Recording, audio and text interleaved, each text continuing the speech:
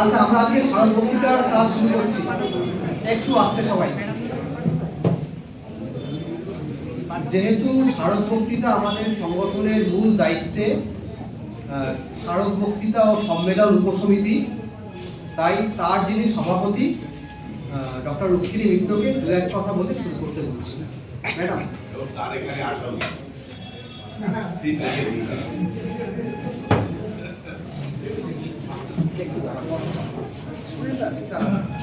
আপনি এখানে বসুন।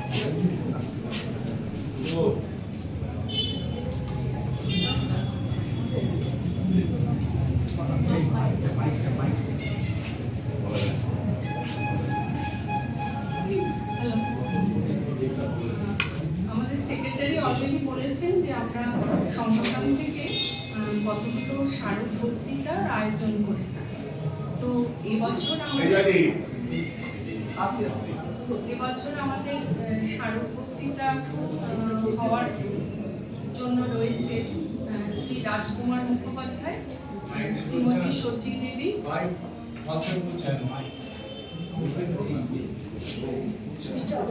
শ্রীমতী বিজয়া ব্যানার্জি এবং শ্রীমতী গীতা চট্টোপাধ্যায়।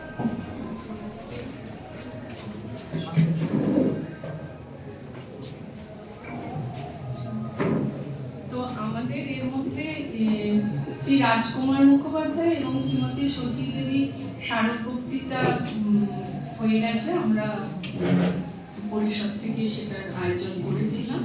তো আজকে আমাদের শ্রীমতী বিজয়া বন্দ্যোপাধ্যায় শারদ বক্তৃতার আয়োজন করা হয়েছে। তো সবাইকে আমন্ত্রণ জানাচ্ছি এই প্রোগ্রামে, সবাই এসেছেন বলে। তো এই প্রোগ্রামের শুরুতে আমাদের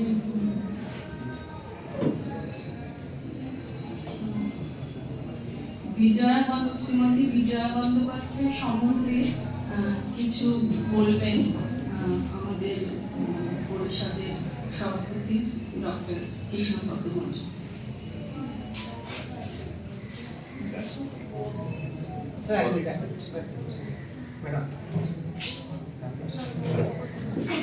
স্যার বলার আগে, যেহেতু আমাদের একটা অতিথি বরণের প্রথা রয়েছে, প্রথমে আমাদের ছাত্রছাত্রীকে অনুরোধ করছি আমাদের মাননীয় সভাপতির হাতে উত্তরীয় তুলে দেওয়ার জন্য। উনি বরণ করে দিন।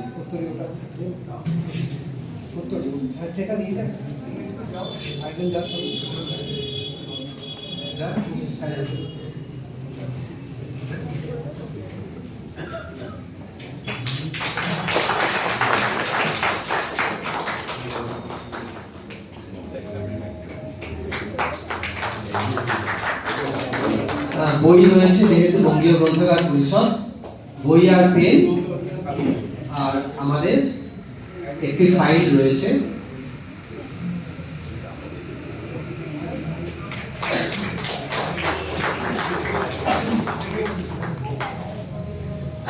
এটাই আমাদের এই শতবর্ষের উপরে একটা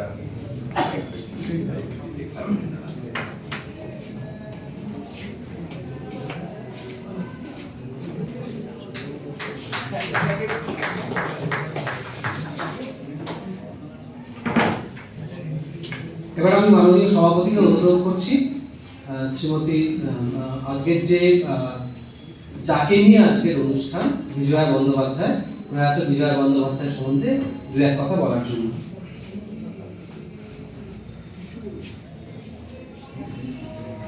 আমি মঞ্চে উপবিষ্ট আমাদের বক্তা আজকে দেবাশিস বাবু, আমাদের আপনারা জানেন যে কষ্ট হলেও তবুও আমাদের শ্রদ্ধেয় স্যার সুধীন্দ্রভূষণ বন্দ্যোপাধ্যায় বসে আছেন, তাকে শ্রদ্ধা জানাচ্ছি। তিনি হচ্ছেন বিজয়া বন্দ্যোপাধ্যায়ের স্বামী, তিনি আমাদের কর্মকর্তা ছিলেন, দিদিও ছিলেন, তিনি আপনাদের করতে আছেন। আমাদের মধ্যে সত্যদা আছে, সত্যব্রত ঘোষাল, আমাদের সবসময় বন্ধু সাথী মলয়দা আছেন, এবং আমাদের সামনে উপবিষ্ট আমাদের শ্রদ্ধেয়া সদস্যরা, কর্মসমিতির সদস্য, এবং আমাদের কর্মসচিব আছেন, উনি তো বললেন, এবং ছাত্রছাত্রীরা। আমাদের কর্মসূচি বলেছেন এবছরে আমরা 4টে করবো, এটা নিয়ে 3টে হচ্ছে, আর একটা হবে, সেটা কি 31শে মার্চের মধ্যে আর একটা হবে, বুঝতে পেরেছেন? এখন বিজয়াদি সম্পর্কে একটুখানি বলি। বিজয়াদি 70 বছর বয়সে তার জীবন অবসান হয়েছে।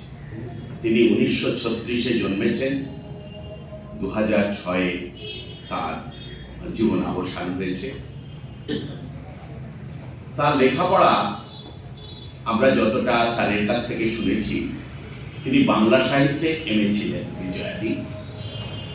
বিজয়াদির সঙ্গে আমাদের একসঙ্গে কাজ করার সুযোগ হয়েছে। অনেকে এখানে যারা আছেন তাদের অনেকের সাথে দীর্ঘকাল বিজয়াদির সঙ্গে কাজ করেছি আমরা। বিজয়াদি লাইব্রেরি সায়েন্সের ডিপ্লোমা করেছিলেন কলকাতা বিশ্ববিদ্যালয় থেকে, এবং এডুকেশনের ডিপ্লোমা ছিল তার। প্রথমে বিজয়াদি দার্জিলিং লরেটো কলেজের বাংলার শিক্ষিকা হিসাবে তার শুরু করেন। তিনি বাংলা সাহিত্যের এমএ ছিলেন। তারপরে তিনি আসানসোল ডিস্ট্রিক্ট লাইব্রেরি গ্রন্থাগারিক ছিলেন 7 বছর, এবং এরপরে তিনি প্রতাপচন্দ্র মজুমদার মেমোরিয়াল লাইব্রেরি রাজাবাজারে, আপনারা দেখেছেন এখনো বাড়িটা আছে, এখানে একটা বড় লাইব্রেরি ছিল, সেখানকার এই মেমোরিয়াল লাইব্রেরি গ্রন্থাগারিক ছিলেন দিদি 5 বছর, 73 থেকে 78, এবং শেষে তার কর্মজীবন তিনি সমাপ্ত করেন নেতাজি নগর কলেজে। এই নেতাজি নগর কলেজে দিদি 78 থেকে 94, 1978 to 1994, অর্থাৎ 16 বছর 17 বছর এখানেই তিনি তার কর্মজীবন শেষ করেছেন 1994-এ। তাহলে বুঝতেই পাচ্ছেন 1994-এ তিনি কর্মজীবন শেষ করেন, 2006-এ তিনি আমাদের ছেড়ে চলে যান, অর্থাৎ 6-6-12 বছর তারপরেও তিনি আমাদের মধ্যে ছিলেন, এবং যতদিন সচল ছিলেন বঙ্গীয় গ্রন্থাগার পরিষদে আসতেন, তার কাজকর্মে গল্প করা, কাজ করা, সবকিছুই করতেন। তিনি পরিষদের ছিলেন আজীবন সদস্য, পরিষদের কর্মসমিতির সদস্য, কাউন্সিলের সদস্য, এবং পরিষদের যে কলেজ ও বিশ্ববিদ্যালয় সাব কমিটি তার একসময় কনভেনার ছিলেন, পরবর্তীকালে তিনি তার সভানেত্রীও হয়েছিলেন বিজয়াদি।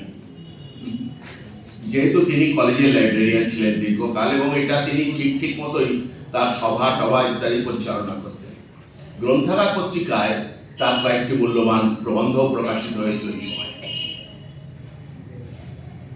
আমাদের যখন গ্রন্থাগার আইন হয়, এই গ্রন্থাগার আইন হওয়ার পরে কলকাতা জেলার যে প্রথম হয় সেটা এলএলএ নয়, তখন জেলায় জেলায় হয়েছিল ডাকসি, মানে ডিস্ট্রিক্ট সোশ্যাল এডুকেশন কাউন্সিল।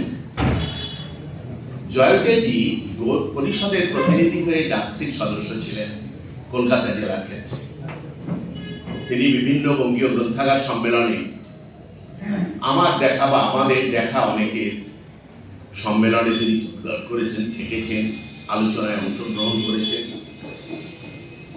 এবং আমি বলছিলাম যতদিন তিনি চলাফেরা করতে পেরেছেন সুষ্ঠুভাবে ততদিন তিনি আমাদের পরিষদে এসেছেন, পরিষদের কাজকর্মের সঙ্গে যুক্ত হয়েছেন, পরিষদের আমাদের কর্মকর্তা নির্বাচনে অংশগ্রহণ করেছেন। আমরা বিজয়াদি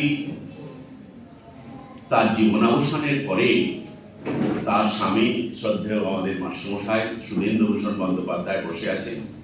তিনি আমাদের 60,000 টাকা দিয়েছিলেন, প্রথমে 10,000, তারপরে 50,000, আমার কাছে যে হিসাব আছে, এবং সেটাই ঠিক। 10,000 প্লাস 50,000, এই 60,000 টাকা দিয়েছিলেন তার, যাতে আমরা স্মরণে কিছু একটা করি। আমরা সেইটায় বিজয়া বন্দ্যোপাধ্যায় মেমোরিয়াল ফান্ড হিসাবে সেটা আমরা রাখি, এবং আমরা সেই থেকেই বিজয়া বন্দ্যোপাধ্যায়ের স্মারক বক্তৃতায় দ্বিতীয় আমরা শুরু করেছি। এর আগে আমরা করেছি 93-এরও ফেব্রুয়ারি মাসে, 9 ফেব্রুয়ারি, আর আজকে 7ই ফেব্রুয়ারি। মাঝে আমরা 2 বছর করতে পারিনি। জয়দীপ বাবু একটু আগে বলেছেন যে আমরা এক বছরে 4টে করে, সত্যিই করা যাচ্ছে না, সুতরাং 1 বছর অন্তরই হবে। আবার এটা এখন 2025-এ আবার 27-এ হবে। আমরা যতটা দিদির সম্পর্কে আমরা তথ্য পেয়েছি সেই তথ্য আমরা আপনাদের কাছে রাখলাম। আমি বঙ্গীয় গ্রন্থাগার পরিষদের পক্ষ থেকে এবং আমার নিজের পক্ষ থেকে আমি তার প্রতি আবার শ্রদ্ধা নিবেদন করছি। তিনি আমাদের মধ্যে আজকে নেই, কিন্তু তার অবদান এই বাড়ির আনাচে কানাচে লাইব্রেরি আন্দোলনের মধ্যে ঘোরাফেরা করছে, সবসময় করবে, সবসময়। আমি আমার এই বক্তব্য শেষ করছি। আমি এখন অনুরোধ করছি আমাদের যিনি আজকে প্রাক্তন ছাত্র বিএনএ এবং বিশিষ্ট নাট্য ব্যক্তিত্ব শ্রী দেবাশিস মজুমদার আমাদের মধ্যে আছেন, আমাদের কর্মসচিব, তাকে এখানে একটি বক্তব্যের ব্যবস্থা করবেন। ধন্যবাদ আমাদের মাননীয় সভাপতিকে। এবার শ্রী দেবাশিস মজুমদার সম্বন্ধে দু এক কথা বলবেন শ্রী সত্যব্রত ঘোষাল। কারণ এইটা হয় যে ইনি আমাদের প্রাক্তন ছাত্র, আমরা খুব একটা পরিচয় জানি না আমাদের সময়কার, তোমরা যারা আমাদের ছাত্রছাত্রী তোমরাও পরিচয় জানো না। সুতরাং এইটা যেহেতু আগামী দিনে তোমরাই বিএনএকে টেনে নিয়ে যাবে, সুতরাং তোমাদের পুরো এই সিস্টেমের সঙ্গে সম্পৃক্ত হওয়া দরকার। সেই জন্য আমাদের বক্তা সম্বন্ধে দু এক কথা।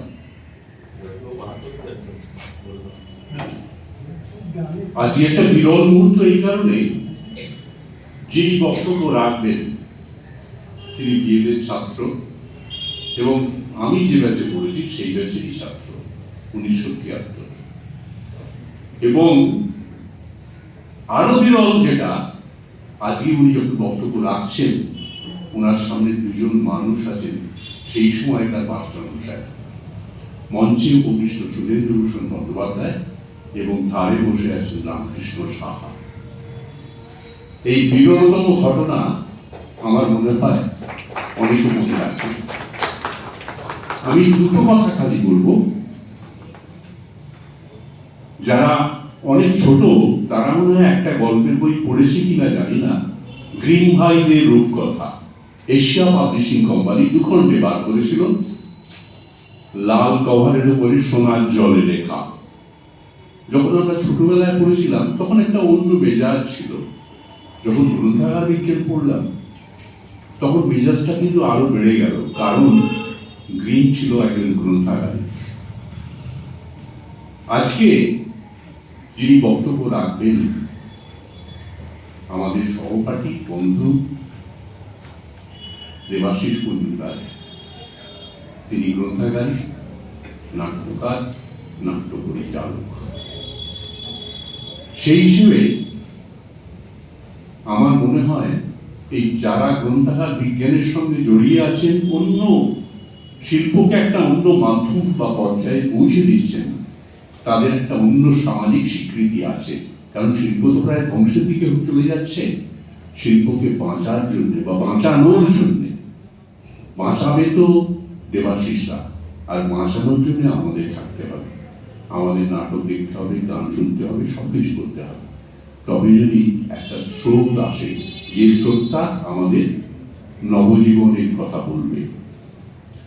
দেবাশিস প্রথম নাটক যা আমি লিখেছি প্রেমচাঁদের কখনো অবলম্বনে তান সাগর, তারপরে অমিতাক্ষর শুরু হয়ে গেল। এই অমিতাক্ষরের পরে দেবাশিস কিন্তু নাট্য জগতে নয়, শুধু আমাদের এই রাজ্যে নয়, আমাদের দেশে নয়, আন্তর্জাতিক নাট্য জগতে একটা স্বীকৃতি পেয়ে গেল। তার আগে ও ঘুরে ঘুরে কাজ করেছে ক্রেসিটার সঙ্গে, সে কথা আমি এখন আর বলতে চাই না। বনহায় চট্টোপাধ্যায় এর নেতৃত্বে একটা প্রতিষ্ঠান গড়ে উঠেছিল। যাই হোক, গ্রন্থাগারিক হওয়ার পরে কিন্তু তার একটা অন্য স্বীকৃতি এসে গেল। এবং তারপরে অনেকগুলো নাটক, যারা নাটক দেখেন না, আমি অন্তত দেবাশিসের তরফ থেকে অনুরোধ করবো যে আপনারা নাটক দেখুন, কারণ নাটকটা আপনাদের প্রতি মুহূর্তে উজ্জীবিত করবে না, মানুষ করবে। কেন আমি বলছি, যখন প্রেসিডেন্সি কলেজ তৈরি হলো, যখন হিন্দু কলেজ ছিল, সেই সময় ওখানে একজন অধ্যাপক ছিলেন রিচার্ডসন, তিনি হুগলি মহসিন কলেজেরও অধ্যাপক এই ছিলেন, প্রিন্সিপাল ছিলেন। তিনি প্রতিদিন প্রতি সপ্তাহে তখন শুক্রবার নাটক হতো কলকাতায়। প্রত্যেকটি ছাত্রকে বলতো, আজকে তুমি এখানে কেন, তুমি আর নাটক দেখতে যাওনি? কারণ নাটক শুধু উচ্চারণ শেখায় না, অর্থ শেখায়, পরিবেশ শেখায়। সেই শেখাটা আমাদের প্রত্যক্ষভাবে নাটক করে দেয়। দেবাশিস রাজ্য নাটক একাডেমি পুরস্কৃত এবং সঙ্গীত নাটক একাডেমি পুরস্কৃত মানুষ। তার নাটক শুধু বাংলায় নয়, হিন্দি, ইংরেজিতেও অনুদিত হয়েছে।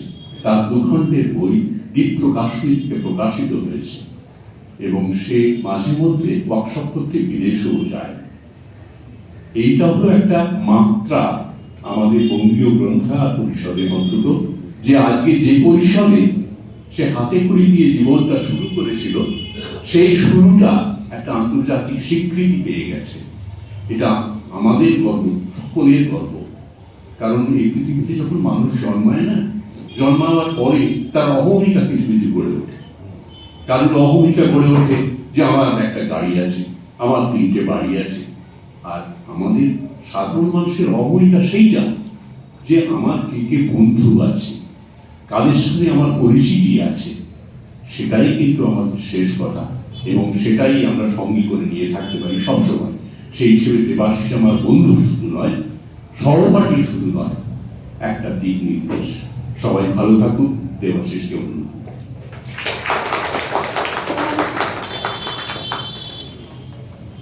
এবার আজকের অনুষ্ঠানের যিনি বক্তা শ্রী দেবাশিস মজুমদারকে তার বিষয় সময় বনাম থিয়েটার এই বিষয়ে আলোকপাত করার জন্য অনুরোধ করছি।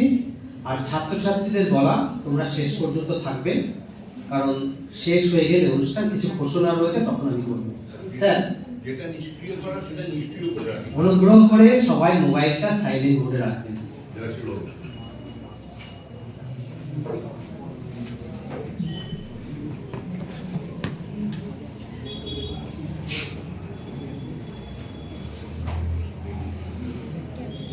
সকলকে নমস্কার। আসলে এখানে আমি দুজন আমার শ্রদ্ধেয়, আমার প্রণম্য দুজনকে আমি প্রণাম জানাচ্ছি। ব্যক্তিগতভাবে ছাত্র হিসেবে এখানে উপস্থিত হয়ে স্বাভাবিকভাবেই একটা মানসিক চাপ অন্য ধরনের থেকে যায়। তার উপরে আমরা বিএলএ বা এই বঙ্গীয় গ্রন্থাগার সঙ্গে জড়িত ছিলাম। একটা সময় খানিকটা অভিমানও হয়েছিল, তার কারণটা বলা যেত খুব স্পষ্ট করে। যদি আমার আরেক বন্ধু দেবদাস চট্টোপাধ্যায় থাকতেন, তাহলে আমরা দুজন একসঙ্গে একই অভিমানিত হয়েছিলাম, সে কথা বলা যেতে পারত। আর যে আমার দুই বন্ধু আছেন এবং আপনারা যারা আছেন সকলেই আমার বয়সযুক্ত কারণে আমার অনুজ, তাদের সকলের প্রতি আমার শ্রদ্ধা। যে ছাত্রছাত্রীরা আছেন তাদের কাছে তাদের উপস্থিত থাকবার জন্যে আমি আপাতত শুভেচ্ছা জানাচ্ছি। শেষ পর্যন্ত থাকলে অবশ্যই কৃতজ্ঞতা জ্ঞাপন করব, নিশ্চয়ই, সেটা বলার নেই। প্রথমেই একটা কথা বলে নেওয়ার দরকার যে এই বিষয়টা খুব টানাটানি করে ঠিক হয়েছে। অর্থাৎ প্রথমে সত্যব্রত আমাকে একটা প্রথম যখন এই প্রস্তাব দেয়, সত্যব্রত একটি বিষয় আমাকে বলেছিলেন, সেটা যে আমার খুব মনোভূত হয়েছিল তা নয়, কোনো রকম স্বীকার করেছিলাম। ওর একটা অধিকারী ক্ষমতা আছে, তো সেই অধিকারী ক্ষমতার জন্য আমি স্বীকার করেছিলাম। তারপরে যখন স্বপ্না বললেন, তখন স্বপ্নার সঙ্গে একটু টানানোটা আরম্ভ হয়েছিল এবং টানা হেঁচড়া হবার পর এই সময় ও বনাম থিয়েটার এরকম একটা বিষয়। তো তার আগে দু একটা কথা বলে নেওয়ার দরকার, যেটা বিশেষভাবে বলে নেওয়ার দরকার বক্তা হিসেবে। আপনারা যারা অমর্ত্য সেন পড়েছেন তারা সকলেই হয়তো জানেন, তবু আমার বলতে ইচ্ছে করছে। আর বিশেষত তরুণ প্রজন্মের যারা বসে আছেন তাদের কাছে যে আমি যে ডাক্তারিমান নিয়ে এখানে উপস্থিত হয়েছি, আমি যে আমার উত্তরাধিকার নিয়ে আমি এখানে উপস্থিত হয়েছি, তার একটা ছোট্ট বর্ণনা দেওয়ার দরকার। সেটা হচ্ছে এই 10ম শতাব্দীর শেষ পর্বে এবং 11শ শতাব্দীর প্রথম পর্বে ভারতবর্ষে ইরান, মানে এখনকার ইরান, আমেরিকা এই যুদ্ধের দরকার নেই, ইরানি এক গাণিতজ্ঞ পণ্ডিত এই ভারতবর্ষে এসেছিলেন আল-বেরুনি বলে। আল-বেরুনি যখন ভারতবর্ষে এসেছিলেন তিনি দীর্ঘদিন এই জায়গায় ছিলেন এবং দীর্ঘদিন থেকে তার মনে হয়েছিল ভারতবর্ষের মানুষ অত্যন্ত গণিত এবং জ্যোতিষচর্চা এবং জ্যোতির্বিদ্যা সঙ্গে স্বাস্থ্য বা চিকিৎসা চর্চা এই সমস্ত বিষয় ভয়ঙ্করভাবে পণ্ডিত এবং তারা খুব ভালো জানেন। সঙ্গে তিনি এই মন্তব্যটা তারিক হিন্দ বলে যে বইটা লিখেছিলেন, তারিক হিন্দ সেই বইতে উল্লেখ করেছিলেন যে ভারতবর্ষের মননজীবী মানুষ তাদের আর একটা বড় গুণ হচ্ছে তারা যে বিষয়ে কিচ্ছু জানে না সে বিষয়ে ঘন্টার পর ঘন্টা কথা বলে যেতে পারে, তাদের আটকায় না। অর্থাৎ যে কোনো বিষয়তেই তারা বক্তব্য করে দিতে পারে, তাতে বিষয় থাক না থাক। সুতরাং সেই যে মানুষের আমি তার একটা উত্তরাধিকারী, সুতরাং আমার উত্তরাধিকার থাকতে পারে। শুধুমাত্র আশ্বস্ত করছি, এখনো পর্যন্ত বলে দেওয়া হয়নি আমার এই বলবার সময়কাল কতটা। সেই সময়কাল কতটা যেহেতু বলা হয়নি, সেহেতু আমি ধরে নিচ্ছি, আমি যদি ধরে নিই 40 মিনিট। আমি আশ্বস্ত করবো, আমি যদি দেখি আমার শ্রোতা উৎসুস করছেন আমি 1 ঘন্টা করব। যখন মনে হবে যে কাশছেন বা মোবাইল দেখতে আরম্ভ করেছেন 20 মিনিট, উঠে দেখতে আরম্ভ করে 10 মিনিটে শেষ করবো। আপনারা কোনো রকম উত্তেজিত হবেন না, দুর্ভাবনা করবেন না। আসলে যে বিষয়টা নিয়ে বলা সেটা হচ্ছে সময় বনাম ক্রিয়েটা।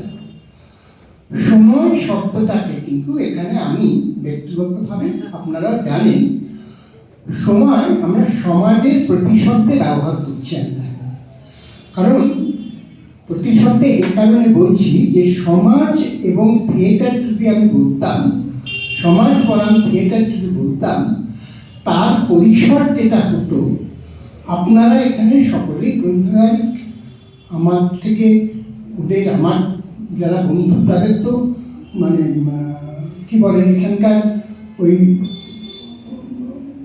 পাশ করবার পর যেটা পাওয়া যায় সেটা এত উজ্জ্বল যে আমরা তার ধারে কাছে জানি, আমি অন্তত সেখানে সেই জায়গায় তারা জানেন যে যদি আমি অ্যান্ড্রয়েড হাউজারের মানে সোশ্যাল হিস্ট্রি অফ আর্ট থেকে শুধু থিয়েটারের কথা বলি, থিয়েটার এবং সমাজের সম্পর্কে বলি, সেটাই কিন্তু 10 থেকে 12 ঘন্টা সময় লেগে যাবে যে কীভাবে সমাজের সঙ্গে ইতিহাস সম্পৃক্ত করে থিয়েটার সম্পৃক্ত থাকে, থাকতে চায় এবং থাকে। সে কারণে ইতিহাস এবং সমাজ এবং এই থিয়েটারের কী সম্পর্ক, আমি সেই কারণে সময় বলছি। সমাজের পরিপ্রেক্ষিতে কিছু কিছু মুহূর্ত কীভাবে থিয়েটারের সঙ্গে মিলে যায় সেইটিকে বোঝাবার জন্য সময় শব্দটা ব্যবহার করছি। আর থিয়েটার বলতে এই কারণে যে আজকে এই আয়োজনের যারা মূল আছেন এবং আমার যে অসম্ভব একটা আজকে গৌরবের দিন, গৌরব অর্জনের দিন, যেখানে আমি শিক্ষা নিয়েছি, যে শিক্ষকদের কাছ থেকে আমি শিক্ষা নিয়েছি তাদের অনুকম্পায়, তাদের প্রশ্রয় আজ আমি এখানে দাঁড়াতে পারছি, দাঁড়াবার অনুমতি পাচ্ছি এবং এমন একজন মানুষের স্মৃতি কথা বা তার স্মারক হিসেবে অভিজ্ঞানী আমাকে বলতে বলা হচ্ছে, যেখানে তার প্রতি আমার সামগ্রিক জীবনের শ্রদ্ধা জ্ঞাপনে এই মহামুহূর্তকে আমার কাছে এক হিরণ্ময় স্মরণীয় হয়ে থাকার মতন অবকাশ এসে গেছে। সেই কারণেও আমাকে বলতে হচ্ছে যে থিয়েটারকে আমি একটু গুটিয়ে নিচ্ছি এই কারণে যে বাংলায় বা সংস্কৃতিতে নাটক, নাট্য ইত্যাদি ইত্যাদি শব্দ ব্যবহৃত হয়। নাটক, নাট্য এই নিয়ে যদি কথা ওঠে তাহলে ভারতবর্ষে সেই ভারতের নাট্যশাস্ত্র থেকে আরম্ভ করে কি তারও আগে থেকে আরম্ভ করে যে পরিসরটা তৈরি হয় সেখানে আমরা গিয়ে পৌঁছতে পারি না, পৌঁছানো সম্ভব হয় না। সেই সম্ভব হয় না তখন আমরা দেখতে চাই যে থিয়েটারটা কিন্তু এখন অনেক রকমভাবে আমাদের মানুষের প্রচলিত কথন শব্দের মধ্যে চলে এসেছে। থিয়েটারটা চলে এসেছে তার কারণ হচ্ছে ঔপনিবেশিক ভারতবর্ষে যখন ব্রিটিশ সরকার আসে তারা যে সমস্ত নিজস্ব জিনিস নিয়ে এসেছিল তার মধ্যে এই একটা রূপ তারা নিয়ে এসেছিল, কিন্তু এটা এই নয় যে এই রূপের কোনো চেহারাই আমাদের ভারতবর্ষে ছিল না, তা নয়। তাদের বিশেষ শব্দগত একটা শৈল্পিক রূপ তারা নিয়ে এসেছিলেন, যেটাকে তারা থিয়েটার বলেছিলেন। এই থিয়েটার শব্দটা আমি কোনো রকম তার সংজ্ঞা ইত্যাদি দেব না, দিতে চাই না এবং দেওয়া সম্ভব নয়। কেন সম্ভব নয়? কোনোদিন কেউ জিজ্ঞাসা করলে নিশ্চয়ই বলবো। সম্ভব নয় তখন আমার যে বিশ্বাস এবং আমার যে আশ্বাস সেটা হচ্ছে আপনারা প্রত্যেকে থিয়েটার শব্দটা জানেন, প্রত্যেকে জানেন। যদিও আমার সঙ্গে এখানে যারা আছেন এক এক করে যদি দেখা যায় পরস্পরের মধ্যে সেই জানাটার মধ্যে বিভেদ আছে, বিভিন্ন রূপ আছে, বিভিন্ন ছবি আছে, কিন্তু সেই রূপ এবং বিভিন্নতা নিয়েও একটা জায়গায় আমরা একত্রিত যে থিয়েটার বলে একটা শিল্প মাধ্যম, তার এই চেহারাটা আমার মধ্যে আছে, তার খানিকটা ওর সঙ্গে মেশে, খানিকটা মধ্যে এই খানিকটা মেশামেশির মধ্যে যেটা আছে তার উপর নির্ভর করে, তার উপর তাকেই অবলম্বন করে আমার কথা আসবে এগোবার চেষ্টা করবে। থিয়েটারটা আমাদের এখানে মূলত বাংলায় থিয়েটার, ইংরেজি থিয়েটার কিন্তু কলকাতা হতে আরম্ভ করেছিল কি বলবো 1800 না 1700 একটু আগে থেকে। 1700 সালে আমাদের এখানে এসে অষ্টদশ শতাব্দীতে আমরা 1795-তে একটি ঘটনা ঘটে, সেটা হচ্ছে এক রাশিয়ার ভাষাবিদ, সঙ্গীতজ্ঞ, এক শিল্পরসিক মানুষ গেরসন পেকনোভিচ লিয়েভেডেভ এখানে এসে দমতলায় তিনি নাটক করেন, যে নাটকটা তার মনে হয় বাংলায় করা দরকার, অর্থাৎ থিয়েটারটা হওয়া দরকার বাংলায়।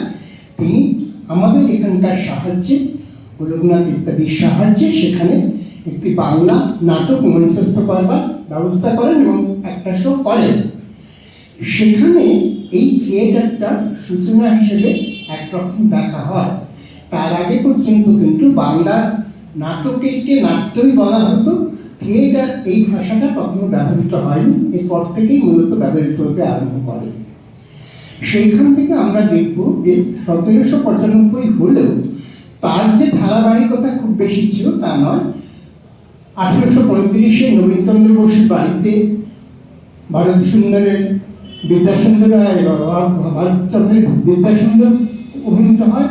সেখানে যে সামাজিক পরিবেশ এবং তৎকালীন সময়ের একটা প্রতিফলন দেখা গিয়েছিল, কিন্তু না, আমরা প্রথম পাই যেটা যে 1854 সাল নাগাদ আমরা একটি নাটক পাই। সেই নাটকটি লেখা হয়, আমরা দেখি যে একটি বিজ্ঞাপনের পরিপ্রেক্ষিতে, যে বিজ্ঞাপনে বলা হয় যে যদি একটি এই বহু বিবাহ ইত্যাদিকে কেন্দ্র করে তার বিরুদ্ধে কেউ নাটক লেখেন এবং ভালো হয়, তাকে 50 টাকা, তৎকালীন যুগে 50 টাকা পুরস্কার দেওয়া হবে।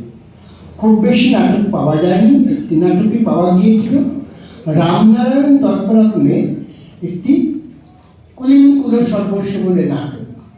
এই কুলিনকুল সর্বস্ব নাটকে যে শিরোনাম আমি বলছি, সেই শিরোনামে আপনারা বুঝতে পারছেন যে 19 শতাব্দীর তৎকালীন সমাজ ব্যবস্থাকে কেন্দ্র করে নাটকটি কীভাবে লেখা বা কীরকম লেখা। এখানে দুটো কথা বলার দরকার। একটা হচ্ছে যার সমস্ত পণ্ডিতরা আমাদের শিক্ষা দিয়েছেন বা শিক্ষা দিতে চেষ্টা করেছেন, তারা বলছেন যে এই নাটক কুলিনকুলো সর্বস্ব হচ্ছে প্রথম বাংলা সামাজিক মৌলিক নাটক। প্রথম বাংলা সামাজিক মৌলিক নাটকের যে সম্মান পাচ্ছে সেটা হচ্ছে কুলিনকুলো সর্বস্ব, কারণ এখানে সমাজের একটা প্রতিফলন আছে। অর্থাৎ থিয়েটারের সঙ্গে যে সমাজের যে সংযোগ, সেই সংযোগের প্রথম মৌলিক কাজটিকেই বলা হচ্ছে কুলিনকুলো সর্বস্ব। আমরা আরও আমাদের ভালো লাগবে শুনে যে কুলিনকুলো সর্বস্ব যখন লেখা হচ্ছে তখন কিন্তু সতীদাহ প্রথা পরবর্তী বিধবা বিবাহের একটা আন্দোলন উদ্ভাসিত হয়েছে বা আন্দোলন ভয়ঙ্করভাবে একটা উন্মোচিত হওয়ার মুখে চলছে। সেই সময় তার যে অন্যতম বা তার একমাত্র কাণ্ডারি সেই বিদ্যাসাগর মহাশয়ের উইল খুলে দেখা যাচ্ছে যে বিদ্যাসাগর মহাশয় কিন্তু এই কুলিনকুলো সর্বস্বের সত্ত্ব ক্রয় করেছিলেন। সত্ত্ব ক্রয় করেছিলেন মানে তিনি চেয়েছিলেন তার এই ভাবনা, অর্থাৎ বিধবা বিবাহ এবং সমাজ সংস্করণের জন্য এই নাটকটিকে ব্যবহার করবেন। সেই কারণে সেই নাটকটির সত্ত্ব তিনি ক্রয় করেছিলেন। বিদ্যাসাগর সম্পর্কে আমরা পরে আসবো। আমার একটা আবেদনও থাকবে এই আজকে সবাই উপস্থিত সবার কাছে বিদ্যাসাগর সম্পর্কে আমি ভেবে এসেছি, সেটা আমি বলবো। তার আগে আমরা নাটকের মধ্যে বা থিয়েটারের মধ্যে চলে যাই। তখনও কিন্তু থিয়েটার, মঞ্চে বাংলা থিয়েটার খুব একটা হচ্ছে না। আমরা দেখবো যে যখন এইরকম কুলিনকুলো সর্বস্ব হচ্ছে, রামনারায়ণ তর্করত্নের একটা প্রতিষ্ঠা আসছে, সেই সময় বেলগাছিয়ায় নাটক হচ্ছে। বেলগাছিয়ার নাটক দেখে মাইকেল প্রচণ্ড বিরক্ত হচ্ছে। মাইকেল লিখছেন শর্মিষ্ঠা নাটক। এই শর্মিষ্ঠা নাটক কিন্তু মাইকেল যতটা বিরক্ত হয়েছেন যে নাটকটি দেখে, মাইকেল যখন লিখলেন তিনি কিন্তু যে কোনো কারণে শর্মিষ্ঠা নাটকে ততটা একেবারে ভিন্ন একটি চরিত্র বা ভিন্ন একটি ভাষা বা ভিন্ন একটি শিল্প রূপে উপস্থাপন ঘটল না। এমনকি সেখানে সামাজিক কোনো প্রতিফলনও আমরা দেখলাম না। পৌরাণিক এবং ধর্মীয় যে বিষয়কে কেন্দ্র করে শেক্সপিয়ারকে নির্ভর করে যে নাটকের বিন্যাসের একটা ঝোঁক, তার ব্যতিক্রম কিছু নয়। মাইকেলের পরবর্তী নাটকে বরং আমরা অদ্ভুত জায়গায় পাই, বুড়ো শালিকের ঘাড়েও এবং এটি কি বলে সভ্যতা একেবারে অন্য। এইখানে বলতে গেলে দুটো কথা বলতে হয়। ইতিমধ্যে আপনারা দেখবেন যে আলাদের ঘরের দুলাল এবং আমাদের উত্তম কাচার নকশা বেরিয়ে গেছে, এবং ভাষাগতভাবে তখন কিন্তু আলালি ভাষা, শিবনাথ শাস্ত্রীর ভাষায় আলালি ভাষা কিন্তু তখন জনপ্রিয় হচ্ছে। এবং আলালি ভাষার পাশাপাশি আমার যতটা পরীক্ষা নিরীক্ষা তাতে আমি দেখেছি যে বটতলা সাহিত্যের সঙ্গে একটা তাদের প্রায় টানাহেঁচড়া ছিল, কীভাবে মানুষের কাছে পৌঁছানো যায়, ঘরের অর্থাৎ ভেতরের বাড়ির মানুষের কাছে পৌঁছানো যায়, তার একটা যুদ্ধ ছিল, তর্ক ছিল। আলালি ভাষাকে কিন্তু মাইকেল একদম সহ্য করতে পারেননি, উনি নতুন ভাষা তৈরি করতে চেয়েছিলেন। অদ্ভুতভাবে যখন তার কাছে প্রায় একটা নির্দেশের মতো এলো বা অনুরোধ এলো যে ছোট দুটি নাটক লিখতে হবে, তখন কিন্তু মাইকেল শর্মিষ্ঠা লেখা সত্ত্বেও মাইকেল সরে গেলেন, এবং মাইকেল সরে গিয়ে যে দুটি নাটক লিখলেন সেই দুটি নাটক কিন্তু একেবারে সমাজকেন্দ্রিক, এবং ঠাট্টা করলেন সেই সমাজকে, যে সমাজে তিনি নিজের প্রাত্যহিকতার মধ্যে দিয়ে তাকে যেতে হয়, সেই সমাজকে তিনি একেবারে ঠাট্টা করলেন। এই পরিবেশটা তৈরি হলো 1807 সালে। আমি একটু বলবো যে আমাদের থিয়েটারে সেই রকম বরিষ্ঠ বা ঘনিষ্ঠ কোনো চিহ্ন আমরা খুঁজে পাই না। যখন আমরা দেখি যে 1857 সালে যে সিপাহী বিদ্রোহ হয়েছিল সেইখানে তার কোনো প্রতিক্রিয়া শিল্পের মধ্যে এসেছিল কি না, আমরা কিন্তু নাটকে, আমি অন্য জায়গায় যাচ্ছি না, নাটকের মধ্যে কিন্তু তার শিল্প প্রতিক্রিয়া আমরা পাইনি। কিন্তু আমি বলতে চাই তার মধ্যে সামাজিক ক্ষেত্রে কোথাও মানুষকে একটা দ্বিতীয় ভাবনার স্তরে নিয়ে গিয়েছিল। যদি আজকের কথায় বলি, আজকে 2024 অগস্ট মাসে এই বাংলায় যে আন্দোলন হয়েছিল, যে একেবারে স্লোগান উঠেছিল উই ওয়ান্ট জাস্টিস, তখন মনে হয়েছিল হয়তো একটা কোনো ছোট হলেও পরিবর্তন আসতে পারে, কিন্তু সেটা আসেনি। কিন্তু তাকে কেন্দ্র করে একটা বিক্ষোভ আপনারা দেখবেন।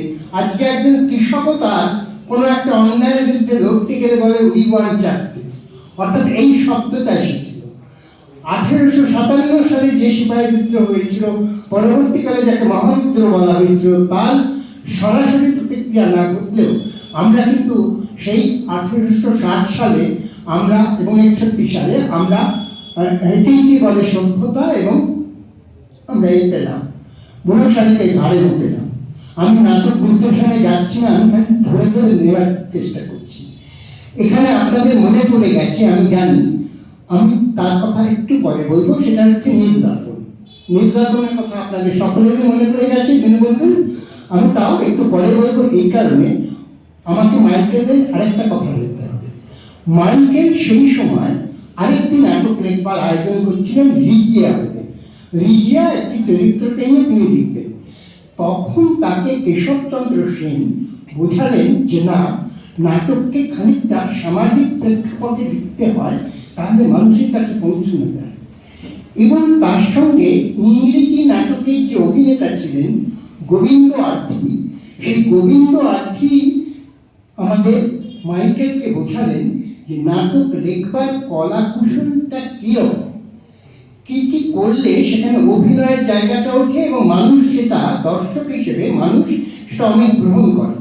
কারণ আপনারা জানেন নিশ্চয়ই, আমার বলা বাহুল্য, যে থিয়েটার হচ্ছে এরকম একটা শিল্প মাধ্যম। থিয়েটার যারা মঞ্চে করেন তারা কিন্তু থিয়েটারকে সম্পূর্ণ করতে পারেন না। থিয়েটারের লোকজনরা এটাই আমাদের বলেছেন, তারা সম্পূর্ণ করতে পারেন না যতক্ষণ না পর্যন্ত থিয়েটার যারা দেখছেন দর্শক, তাদের মধ্যে সেটা দিয়ে প্রতিক্রিয়া ঘটিয়ে একটা নতুন শিল্পের জন্ম হচ্ছে, ততক্ষণ পর্যন্ত থিয়েটার সম্পূর্ণতা নেই। যে কারণে বেটরবেট দর্শককে বলছেন ও অথা, অর্থাৎ যেমন নাটকে একজন অথা বা একজন সৃষ্টিশীল, দর্শক ও সৃষ্টিশীল দুজনের সম্মেলনে এর নির্মাণ, এর বিস্তার। থিয়েটারের কাজটা না, থিয়েটারের কথা আমি আর বলছি না, আমি সরে আসছি।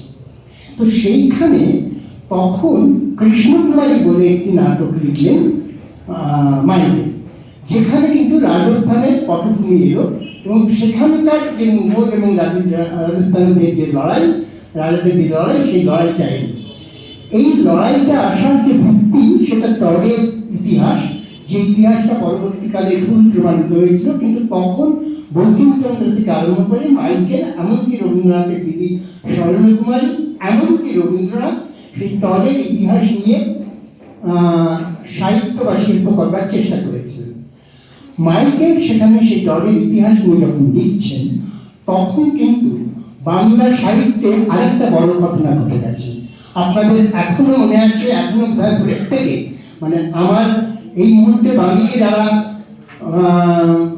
বয়স এবং প্রজ্ঞা নিয়ে বসে আছেন, এবং আমার এই ডান দিকে যারা বয়স কম এবং তাদের এই শিক্ষার্থী মনন নিয়ে বসে আছেন, প্রত্যেকেই বোধহয় এই লাইনটা জানেন যে স্বাধীনতাহীনতা কে মাটিতে চায়, রে কে মাটিতে চায়। রবীন্দ্রনাথের এই কবিতা সেই সময় প্রকাশিত হচ্ছে, এবং সেই সময় প্রকাশিত কবিতাটি কিন্তু আলোড়িত হচ্ছে সমগ্র বাংলা সমাজে। তখন সেই সময় বোঝানো হচ্ছে মাইকেলকে যে এই আলোড়নের মধ্যে তোমাকে ঢুকতে হবে এবং এই সাহসিকতার মধ্যে তোমাকে ঢুকতে হবে। মাইকেল তখন কিন্তু এই কৃষ্ণকুমারী নাটকটি লিখছেন, যার মধ্যে অনেকটা আমরা তৎকালীন সমাজে একটা আভাস পাচ্ছি এবং উপনিবেশিক সমাজের যন্ত্রণাকে একটু আমরা অনুভব করার চেষ্টা করছি। এইখান থেকে আমরা চলে আসি নির্যাতন। নীলদর্পণ কি হয়েছিল, কাহিনী ইত্যাদি ইত্যাদি ইত্যাদি আমি বলতে চাইছি না। প্রায় প্রত্যেকের জানা, সেটাকে বলার ক্ষেত্রে গেলে আমার মনে হয় অকারণ আপনাদের হাত তৈরি হবে। আমি কিছু দাঁড়াবো, চাটা দেওয়া হয়ে তারপর বলবো। এইবার দেখা গেল যে দীনবন্ধু মিত্রের এই নীলদর্পণকে সামনে রেখে একটা প্রায় জোয়ার এলো। জোয়ার এলো এই কারণে বলছি যে নীলদর্পণকে সামনে রেখে আরো দুটি দর্পণ নাটক, আরেকটা আছে, চারটে, কিন্তু আমি দুটি বলছি এই কারণে তিনটেকে বিশেষভাবে উল্লেখ করা হয়। একটা হচ্ছে জমিদার দর্পণ মীর মোশাররফ হোসেনের জমিদার দর্পণ, আর দক্ষিণাচরণ চট্টোপাধ্যায়ের চাকর দর্পণ, চাকর দর্পণ এবং ওই জেল দর্পণ। জেল দর্পণের থেকে চাকর দর্পণ এবং জমিদার দর্পণ ভীষণভাবে নাড়া দিল বাঙালিকে। জমিদার দর্পণ পূর্ব বাংলার পরিপ্রেক্ষিতে একটি নাটক, বুঝতেই পারছেন চাষি এবং জমিদারদের কেন্দ্র করে সেই নাটকটি লেখা হয়েছিল, সেই অত্যাচারের কথা। আর চাকর দর্পণ তৎকালীন চা বাগানকে কেন্দ্র করে লেখা হয়। আপনারা সকলেই জানেন, আমাদের অধ্যাপক এবং সুসাহিত্যিক এবং সমালোচক অসিত বন্দ্যোপাধ্যায় তিনি দেখাচ্ছেন যে তখন অসম এবং বাংলায় সমস্ত কৃষকদের বা নিম্ন বর্ণের মানুষদের কিভাবে প্রলোভিত করে নিয়ে যাওয়া হচ্ছে বিভিন্ন জায়গায় চা শ্রমিক হিসেবে, বিশেষত মারিসাতে, মারিদ্বীপ বলে যেটাকে বলা হতো, সেই মারিসাতে নিয়ে যাওয়া হচ্ছে এবং জন্তুর মতো, অসিত বন্দ্যোপাধ্যায়ের ভাষায় জন্তুর মতো একেবারে কারখানায় নিয়ে গিয়ে যন্ত্রের মতো সেই মানুষগুলোকে খাটানো হচ্ছে এবং তাকে কেন্দ্র করে কিন্তু চাকর দর্পণটা লেখা হয়। এবং সেখানে তার বর্ণনা অনুযায়ী শুনলে আমাদের মনে হয়, আপনারা যারা অনেকেই বইয়ের সঙ্গে যুক্ত আছেন, তারা যদি ওই হ্যাসের আপনারা দ্য রুটসটার কথা মনে করে, রুটসে যেভাবে বর্ণনা আছে সেই বর্ণনা নিয়ে কিন্তু আমাদেরও একটি বাংলা উপন্যাস বা বাংলা নাটক লেখা যেতে পারত, কারণ এতটাই নির্মমভাবে সেখানে অত্যাচারিত হতেন মানুষকে। এর যে বিরুদ্ধে মানুষ দাঁড়াতে আরম্ভ করলো, তারও কারণ কিন্তু আমার মনে হয় কোথাও 1857 সালের যে মানুষের একটা উঠে দাঁড়াবার জায়গা, সেই উঠে দাঁড়াবার জায়গা শৃঙ্খলাটা সোজা করা যায় বলে একটা কোথাও আভাস এসেছিল। সেই কারণেই কিন্তু এই জায়গাটা তৈরি হয়েছিল। তারপরে আমরা দেখছি যে এইখান থেকে এক এক করে, মানে আজকে যাকে আমরা বলি মহাত্মা শিশির কুমার বা ইত্যাদি, সেই বাজারের লড়াই কিংবা বাঙালির মুখে ছাই, অন্য আর কাঠি এরকম নানান ধরনের নাটক লেখা হচ্ছে এবং সেই নাটকগুলো বন্ধ করে দিচ্ছে জোর করে, আইন করে বন্ধ করে না দেওয়ার কারণ হচ্ছে তখনও পর্যন্ত থিয়েটার কোনো সংগঠিত রূপ পায়নি। ফলে সেইগুলোকে তখন শুধুমাত্র সেইটুকু বন্ধ করে দিলেই নিচে যায় বলে সেগুলোকে বন্ধ করে দেওয়া হচ্ছে, তার বেশি আর চেহারাটা পাচ্ছে না এবং তারও কিন্তু আর বেশি কি বলবো প্রসার ঘটছে না। যে কারণে হয়তো দর্পণ নাটকে এত একটা ঐতিহাসিক ভূমিকা থাকা সত্ত্বেও আমরা পরবর্তীকালে যখন আমাদের নাট্য নিয়ন্ত্রণ আইনের সম্পর্কে আমরা বলতে যাই, তখন কিন্তু এই নাটকগুলোর উল্লেখ আমরা করি না। সরোজিনী নাটক যখন করি, কিন্তু আমরা দর্পণ নাটকের যে কি প্রচন্ড সমালোচনা এবং জায়গাটা ছিল আমরা বলি না। এমনকি উৎপল দত্ত সেই বিপ্লবী কমিউনিস্ট নাটকটারও কিন্তু তার তিনি তলোয়ারে এ কথা বলেননি, তিনি কিন্তু সেই ওই জায়গাটা তিনি থেকে গেছেন। আরেকটা কারণ সেটা স্বীকার করে নেওয়া যায় যে এই নাটকগুলির মধ্যে শিল্পগত যে ভাবনা, শিল্পগত যে উপকরণ, তার কিন্তু অনেক অভাব ছিল। ফলে তা বেঁচে থাকা বা টিকে থাকার যে উপাদান বা যে সূত্রগুলো থাকার কথা, সেগুলো কিন্তু ছিল না। ফলে তার আসল ঝরে যাওয়ার হয়তো অন্যতম কারণ, পাতা হিসেবে শুকিয়ে যাওয়া এবং ঝরে যাওয়ার অন্যতম কারণ শিল্পের সেই জায়গাটা না থাকলে শুধু নিজের রাগ বা প্রচারের জন্য কোনো কাজ করলে সেটা কিন্তু শিল্প গ্রহণ করে না বা রক্ষা করে না বা আদর দেয় না। এইরকম করতে করতে আমরা দেখলাম নীলদর্পণকে সামনে রেখে মানুষ আরো সংগঠিত হতে আরম্ভ করল। মানে কোনো রাজনৈতিক পতাকা তলে নয়, কিন্তু সাংস্কৃতিক একটি আবহ তৈরি হলো, এবং তৈরি হলো বলে 1872 সালে যখন কিছু যুবক পেশাদার ভাবে থিয়েটার করবার কথা ভাবলেন, তখন কিন্তু তারা ভাবলেন যে নীলদর্পণকে দিয়েই শুরু করা হবে। যে নীলদর্পণকে কিন্তু একেবারে সরিয়ে দেওয়ার কথা ভাবা হয়েছিল, যে নীলদর্পণের জন্য দীনবন্ধুকে চাকরিতে থাকবেন কিনা ভাবতে হয়েছিল, যে নীলদর্পণের নাকি অনুবাদ করেছিলেন মাইকেল, যে নীলদর্পণের কথা বলা হয় জেমস লংকে সামনে রেখে। এই নীলদর্পণের আগে একটা কথা বলে নেওয়ার দরকার, যে নীলদর্পণ যখন হচ্ছে তখন কিন্তু আমাদের এখানে বটতলার সাহিত্য যাকে বলা হয়, সেই বটতলার সাহিত্য কিন্তু আস্তে আস্তে নানান রকম তার প্রতিক্রিয়া দেখাচ্ছে। নাটক হিসেবে আমি যে খুব বেশি প্রতিরোধী নাটক বা সমাজ এইরকম সমাজ সচেতন নাটক বটতলায় পেয়েছি এ কথা আমি বলতে পারি না, এবং বলার অধিকারী নয়। এই কারণে আমি যেমন নীলকরদের নিয়ে, নীল সাহেবদের নিয়ে নাটকের কথা বটতলায় আমি উল্লেখ পেয়েছি, কিন্তু সেই নাটকটা দেখার সুযোগ হয়নি, কারণ অধিকাংশ বটতলার বই ইত্যাদি সবই তো চলে গেছে লন্ডনের লেখাগারে।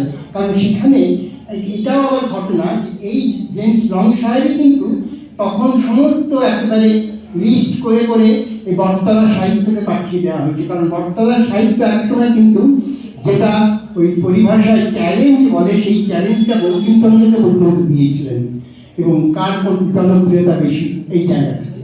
সুতরাং সেইখান থেকে বাঁচার জন্য হোক বা কোনো কারণে হোক লং সাহেবের এই ভূমিকাটাকেও আমরা দেখেছিলাম। সেই রকম একটা জায়গা থেকে যখন আমরা দেখতে পাচ্ছি যে ভাষা এবং তার সমস্যাটা পাল্টে যাচ্ছে, তখন বাংলায় কোথাও কোথাও ব্রিটিশ বিরোধী কথা উঠছে।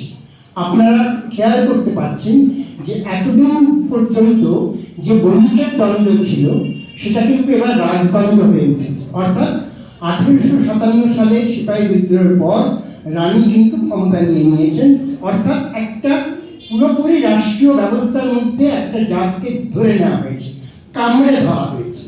সেই কামড়ে ধরা যে মানুষগুলো সেখান থেকে তারা কিন্তু ছটফট করতে আরম্ভ করেছেন, নিজেদের মতন করে হলেও ছটফট করছেন, নীলদর্পণ করছেন বা অন্য নাটক করছেন। এই নীলদর্পণ অন্য নাটকের মধ্যে একটা হয়তো অনেকেরই জানা, তো বলতে ইচ্ছে করছে, যে একজন ছিলেন জ্যোতিরিন্দ্রনাথ ঠাকুর, যিনি একটি নাটক লিখেছিলেন সরোজিনী বলে। সরোজিনী নাটকটা যখন লেখা হয়েছে, তার প্রুফ দেখা হচ্ছে যখন, সেই সময় পাশের ঘরে 14 বছর বয়সের একটি কিশোর কি বালক ছিলেন, যার নাম রবীন্দ্রনাথ। তিনি একটা জায়গায় আবৃত্তি করছেন জ্যোতিরিন্দ্রনাথ, শুনে বলছেন যে না না এটা ভালো লাগছে না, এটা কেন, এইটে বাদ দিয়ে একটা গান দিতে হবে। এই বাদ দিয়ে গান দিতে হবে, তার একটা অন্য ব্যঞ্জনা আছে, আমি একটু বলবো। তার থেকে বড় কথা হচ্ছে জ্যোতিরা বলছে গান দিতে হবে, গান এখন কে সময় নেই, আমি জানি কি ওটা আনছে না। উনি লিখছেন জল জল যেটা দ্বিগুণ দ্বিগুণ। এইটা আমি বলতে চাইছি এই কারণে, এখানে গল্প শেষ, কিন্তু আপনারা এবার যদি বিনোদিনী আমার কথাটা উল্টে দেখেন, বিনোদিনী বলছেন সরোজিনী নাটকটা যখন হতো তখন আমাদের মঞ্চে টিনের পাতের উপর ছোট ছোট কাঠের টুকরো থাকতো, তাতে কেরোসিন দেওয়া থাকতো, আর আগুন জ্বলতো, আর উইন্সের পাশ থেকে বিচকুড়ি দিয়ে সেই আগুন আরো জ্বলিয়ে দেওয়া। আর আমরা পাগলের মতো তাতে চারিপাশে এই দেশমাতৃকার বর্ণনা আর সেই দেশের স্বাধীনতা এবং দেশের নিজস্বতার আকাঙ্ক্ষায় আমরা ঘুরতাম, আমাদের চুল তুলে যেত, আমাদের আঁচল তুলে যেত। অর্থাৎ কোথাও এই যে স্বাদেশিক স্বাদেত্বতার একটা অভিমান, সেইটি কিন্তু আমরা পাচ্ছি সেইখানে 1878 এবং সেখানে কিন্তু রবীন্দ্রনাথ আসছেন এবং সেখানে রবীন্দ্রনাথের সঙ্গে জ্যোতিদাদা আছেন এবং বাংলা থিয়েটার আছে। সেই বাংলা থিয়েটার থেকেই কিন্তু এইরকম এক পরিবেশ থেকে যখন ইংরেজ নানান রকমভাবে চেষ্টা করছে এবং তার মাঝখানে উপেন্দ্রনাথ দাস বলে একজন ভদ্রলোক, তিনি যেমন একটি নাটক লিখছেন, তাতে আবার এরকম নাটকও লিখছেন, the police of pig and spider. এই যে পুলিশকে আক্রমণ করে নাটক লেখা হচ্ছে এবং তারপরে ওই জগদানন্দ বন্দ্যোপাধ্যায় একজন ব্যারিস্টার, তিনি আমাদের ষষ্ঠম জজকে নিয়ে এসে বাড়িতে ঢোকাচ্ছেন এবং গদানন্দ বলে তাকে নিয়ে একটা রসিকতা করে প্রহসন লেখা হচ্ছে। এইবার কিন্তু ব্রিটিশ সরকারের মনে হচ্ছে যে অত্যধিক হয়ে যাচ্ছে, এবার এদের আক্রমণ করা উচিত। অর্থাৎ সমাজের ঘটনাকে কেন্দ্র করে কিন্তু তার প্রতিক্রিয়া করছে এবং তার প্রতিক্রিয়ার সঙ্গে রাষ্ট্রের প্রতিক্রিয়া আমরা দেখতে পাচ্ছি এবং সেই রাষ্ট্রের প্রতিক্রিয়াতেই কিন্তু আমরা দেখতে পাচ্ছি যে আক্রমণ আস্তে আস্তে শুরু হচ্ছে। একেবারে যে নাটকটার মধ্যে তেমন কোনো বিশেষ কিছু নেই, সেই নাটকটাকে অশ্লীল আখ্যা দিয়ে বন্ধ করে দেওয়ার চেষ্টা হচ্ছে। উপেন্দ্রনাথ সহ অমরেন্দ্রলাল বসু, ধর্মদাস সুর, এদের গ্রেপ্তার করে নিয়ে যাওয়া হচ্ছে এবং শুরু হচ্ছে যে ড্রামাটিক পারফরমেন্স কন্ট্রোল বিল বলে একটা প্রথমে আসছে 1875, 76 গিয়ে সেটা অ্যাক্ট হিসেবে আমরা দেখতে পাচ্ছি। অর্থাৎ কোথাও গিয়ে আমাদের থিয়েটার যখন সমাজমুখী হয়ে উঠছে, আমাদের থিয়েটার যখন সমাজ কি বলবো স্পর্ধী হয়ে উঠছে, আমাদের থিয়েটার যখন সমাজের সেই অন্ধকারকে প্রতিফলিত করে মানুষকে জাগ্রত করবার চেষ্টা করছে, তখন স্বাভাবিকভাবে রাষ্ট্রের আক্রমণ আসছে। এটা তো একটা ঔপনিবেশিক দেশের বিশেষত্ব নয়, যে কোনো দেশে যেখানে মানুষের স্বাধীনতা নেই সেই দেশে এটাই স্বাভাবিকতা। কারণ আপনারা জানেন স্বাধীনতা উত্তর পর্বেও কিন্তু এই ঘটনা ঘটেছে। সেখানে আপনারা যদি দেখেন, আমরা যদি আসতে পারি সেই পর্যন্ত, সেখানেও আমরা যাব, কথা বলব। এইরকম একটা জায়গা থেকে যখন তৈরি হচ্ছে, এই পারফরমেন্স অ্যাক্ট যখন তৈরি হয়ে এলো, তার ফলে কিন্তু আমরা দেখতে পেলাম যে থিয়েটারটা গুটিয়ে গেল। অর্থাৎ বিশেষত গিরিশচন্দ্রের নেতৃত্বাধীন যে থিয়েটার, সেই গিরিশচন্দ্রের নেতৃত্বাধীন থিয়েটার আস্তে আস্তে ধর্ম, পৌরাণিকতা এবং তার যে ইতিহাসগত জায়গা সেইগুলোতে চলে যাওয়ার চেষ্টা করলেন। সরাসরি ব্রিটিশকে আক্রমণের জায়গায় কিন্তু গেলেন না।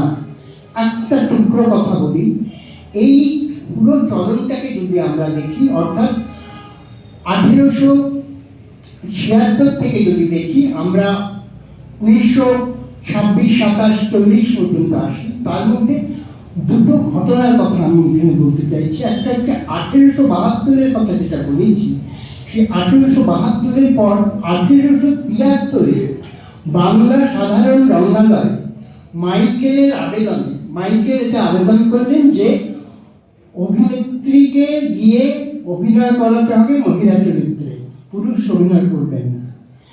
এই আবেদন বা এই নির্দেশ যখন মাইকেল রাখলেন, তখন কথিত আছে যে থিয়েটারের সঙ্গে সংযুক্ত বিদ্যাসাগর মহাশয় থিয়েটার ছেড়ে চলে যান।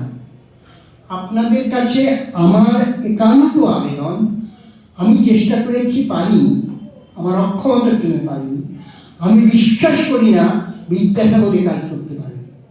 আমার মনে হয়েছে বিদ্যাসাগর আরো অন্য গভীর কোনো কথা ভেবেছিলেন, যে কথা ইতিহাস আড়াল করেছে কিংবা লুকিয়ে রেখেছে।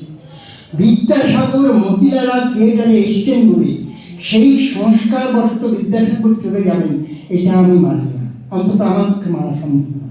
আমার মনে হয়েছে কোথাও বিদ্যাসাগরের আরো কোনো দূরদৃষ্টি ছিল, যেটার পরিপ্রেক্ষিতে বিদ্যাসাগর হয়তো ভেবেছিলেন সে তার অন্বেষণ দরকার। আপনাদের কাছে আপনারা সর্বক্ষণ বই নিয়ে থাকেন, বই নিয়ে আপনাদের থাকতে হয়, থাকতে হবে আপনাদের। আমি ব্যক্তিগতভাবে আমার প্রায় 34 বছর বইয়ের মধ্যে কাটাতে হয়েছে। সুতরাং সেই জায়গা থেকে যদি আপনারা কেউ এই মানে হারিয়ে যাওয়া তথ্যকে তুলে আনতে পারেন, তাহলে কিন্তু আমাদের সাধারণ মননের যারা মানুষ, যারা ইতিহাসের সবটা হয়তো জানি না, তাদের কাছে কিন্তু একটা অন্য দিগদর্শন হতে পারে। তো যাই হোক, সেই রকম একটা জায়গা থেকে ইতিহাসে যখন আমরা দেখছি 72-73 মহিলা আসছেন, আবার এটাও দেখছি যে ক্রমশ সেই ঝাঁঝটা এখন চলে যাচ্ছে। তার মধ্যে 1890 সালে একটা নাটক লেখা হচ্ছে যার নাম বিসর্জন, যেটা লেখা হচ্ছে ঠাকুর বাড়িতে, যেখানে ধর্মকে আক্রমণ করা হচ্ছে। ধর্মকে আক্রমণ করা হচ্ছে ব্রাহ্মবাদ দিয়ে নয়, ধর্মকে আক্রমণ করছে তাদেরই ধর্ম দিয়ে, কতগুলো মানবিক প্রশ্ন দিয়ে। এই মানবিক প্রশ্ন দিয়ে যে ধর্মকে আক্রমণ করা হচ্ছে, তাকেও কিন্তু আমাদের থিয়েটার গ্রহণ করতে দীর্ঘ সময় নিল। তার 90-এর কাছাকাছি সময় রবীন্দ্রনাথ ছাড়া কেউ কিন্তু সেই বিসর্জন অভিনয় করেননি। বিসর্জনকে অপেক্ষা করতে হলো শিশির কুমার কখন করলেন, যখন 1921 রবীন্দ্রনাথ করে গেছেন, তারপরে বিসর্জন শিশির কুমার করলেন, কিন্তু তাকে রাখতে পারলেন না।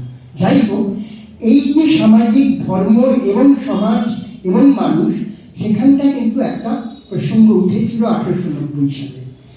তারপরে ঢলটা যেতে যেতে যেতে আমরা এসে পৌঁছই 1920 সালে। কারণ 20 সালটা হচ্ছে, আপনারা দেখবেন 1920 সাল সর্বদিক থেকে কিন্তু একটা ভীষণভাবে সমাজের ইতিহাসে, বিশেষ করে সাংস্কৃতিক এবং শৈল্পিক ইতিহাসে উল্লেখযোগ্য।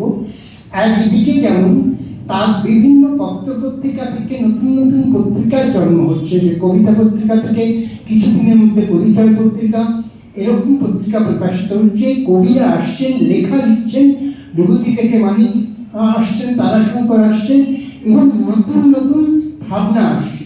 সেই নতুন নতুন ভাবনা কিন্তু আমরা থিয়েটারে পাচ্ছি না।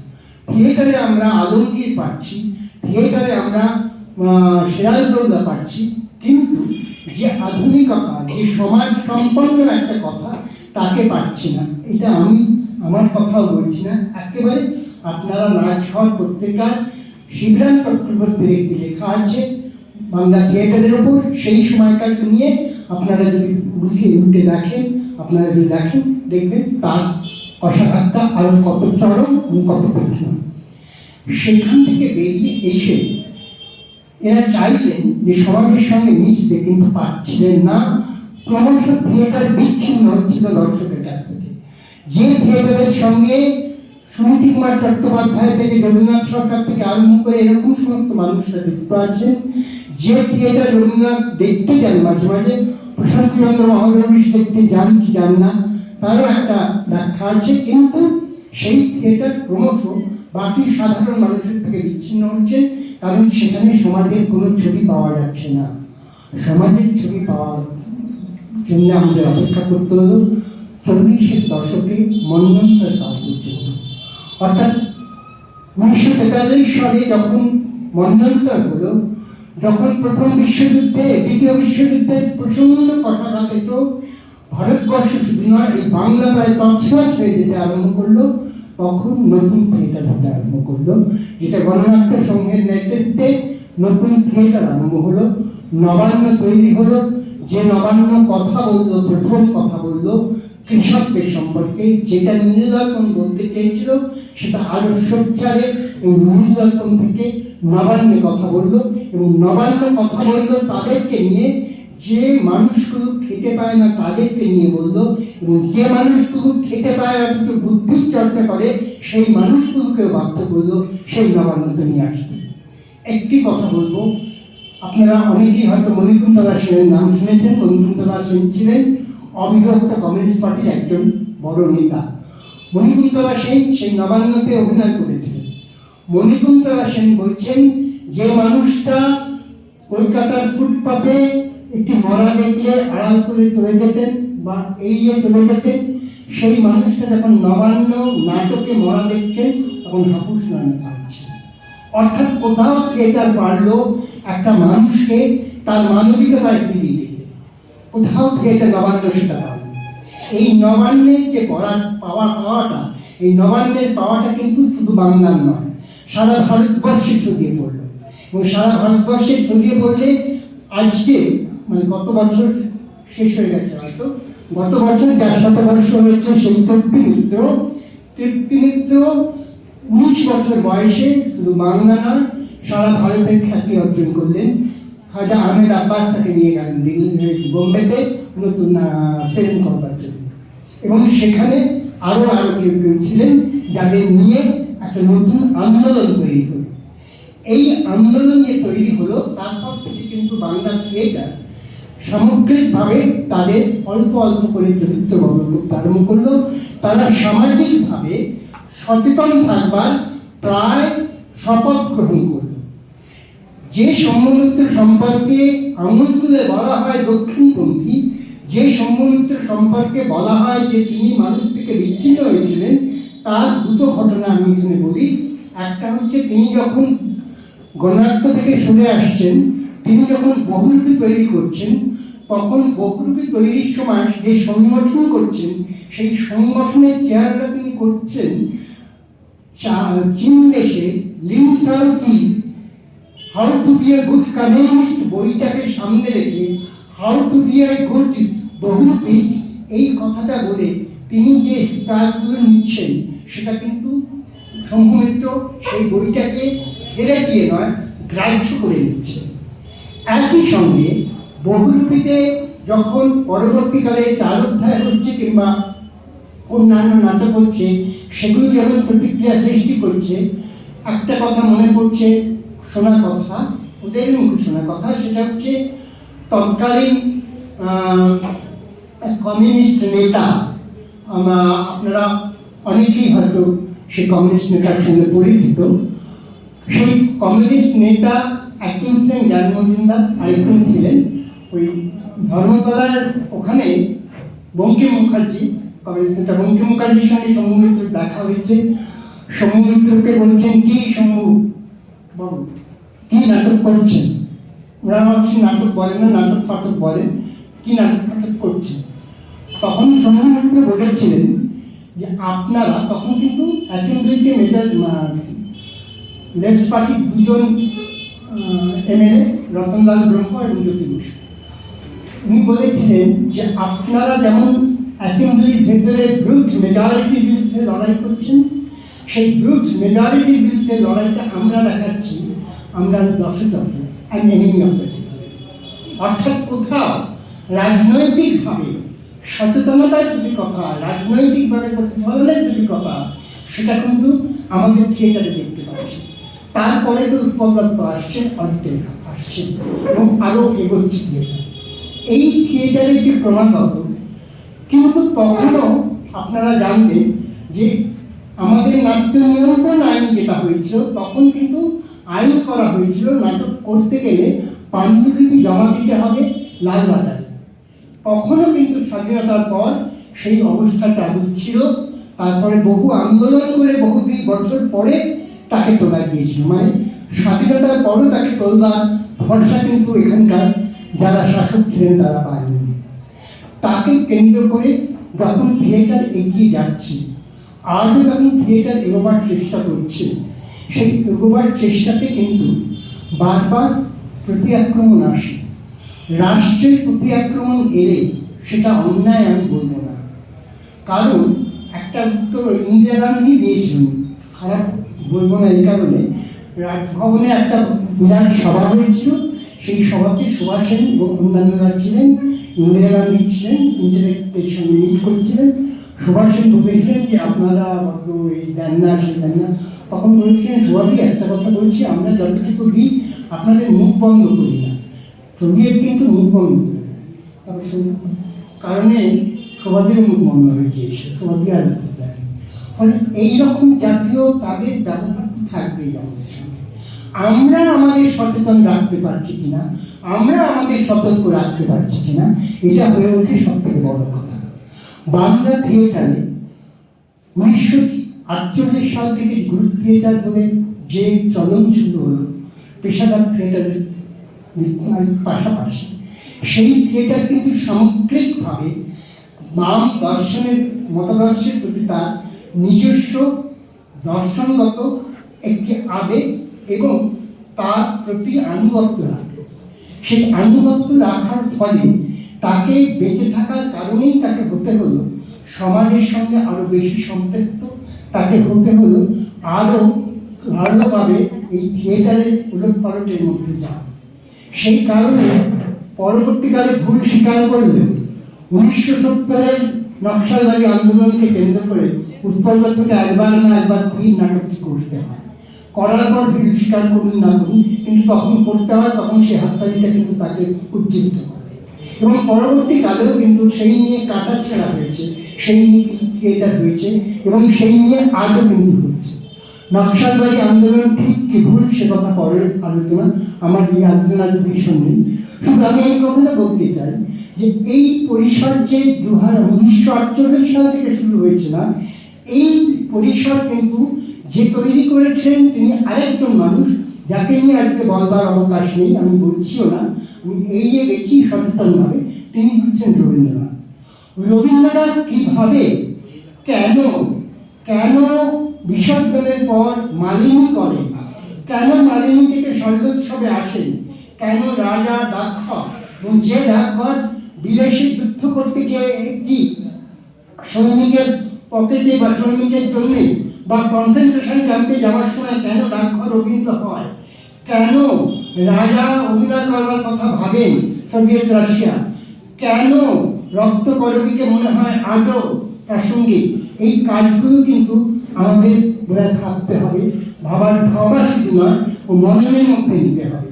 এবং সেই মননের মধ্যে নিলে তবে থিয়েটার যে আজকে সমাজের সঙ্গে সম্পৃক্ত হয়ে বাঁচে, তার সঙ্গে কিন্তু আমি আবার বলছি, আপনারা যারা থিয়েটারকে সম্পূর্ণ করেন তারা যদি এগিয়ে আসেন তবেই সেই প্রচেষ্টার সফলতা আসে। আজকে উই ওয়ান্ট জাস্টিস যে কারণে যে জায়গায় ধূসর হয়েছে, সে যে স্লোগানটা তুলেছিল তার জন্য কিন্তু নয়। ধূসরতা পেয়েছে আমাদের কোথাও একটা দূরত্ব বা আমাদের একটা নিষ্ক্রিয়তার জায়গা থেকে।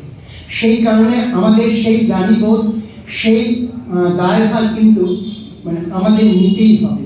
সুদিন দত্তের কথা ওই বালিতে মুখ ঢেকে রাখতে কিন্তু হবে না, ফাটা দিনে তা দিয়েও কোনো ফল হবে না। ফলে সেই জায়গা থেকে আমার আপনাদের কাছে অনুরোধ, থিয়েটার তার নিজস্ব জায়গা থেকে এই সমাজ এবং তার ক্রমাগত পরিবর্তনশীল যাপনে সে কিন্তু সক্রিয় থাকতে চায়, থাকার চেষ্টা করে, থাকে। তার সঙ্গে আপনারাও আসুন, আপনারা সক্রিয় হন। উভয় মিলে যে পরিবেশ তৈরি হবে সেটাই কিন্তু বাঁচবার পক্ষে যথার্থ হবে, নারে কিন্তু বাঁচার বিপক্ষে যাবে। সেটা শুধু থিয়েটারের বিপক্ষে নয়, সাধারণ মানুষের বিপক্ষেও কিন্তু সেই পরিবেশ চলে যাবে। আজকের পৃথিবী অন্তত খুব স্পষ্টভাবে সেই ইঙ্গিত দেখাচ্ছে, সেই জায়গায় আপনাদের আহ্বান জানাচ্ছে। সুতরাং সেই আহ্বানের প্রতিধ্বনি করে আপনাদের সকলের কাছে আমি আবার আরেকবার আমার কৃতজ্ঞতা জ্ঞাপন করে আমি আমার দীর্ঘ কথা এখানে শেষ করছি। আপনার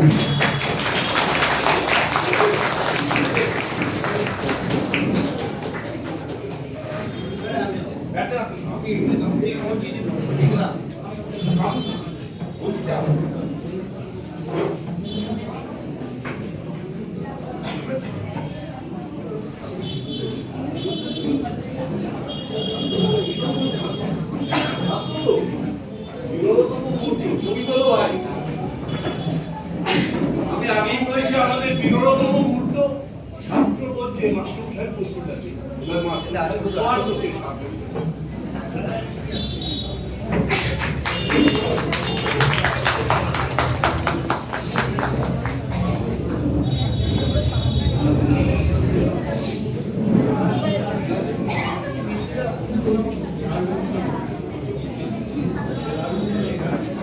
ছাত্রছাত্রীরা একটু বসে যাও, যারা চলে যাচ্ছ 10 মিনিট। আমরা একটা অনুষ্ঠানের শেষ পর্যায়ে চলে এসেছি। যদি আপনাদের কারো কোনো প্রশ্ন থাকে তাহলে আপনারা অত্যন্ত সংক্ষেপে করতে পারেন। দু একটি প্রশ্ন, যদি কারো কোনো প্রশ্ন থাকে, তারপর আমাদের অনুষ্ঠান হয়ে গেলে স্টুডেন্ট রিলেশন কমিটি ছাত্রছাত্রীদের সাথে একটু কথা বলবেন। হ্যাঁ বলুন।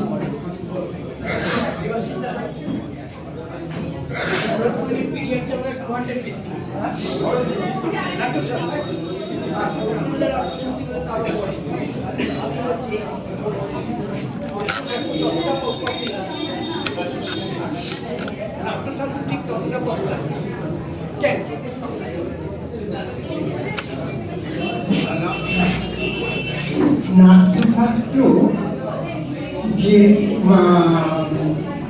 ব্যাকরণটা হয়েছে, আপনি নিজেই জানেন যে ব্যাকরণের থেকে গল্পের বই পড়তে সবাই ভালোবাসে, ব্যাকরণকে ভালোবাসে। নাট্যশাস্ত্র যখন লেখা হচ্ছে তার মানে তার আগে নাটক হয়ে গেছে, নাহলে তার শাস্ত্র লেখা আগে। শাস্ত্র লেখা আগে হয়েছে, তারপর নাটক করতে চলতে পারে না।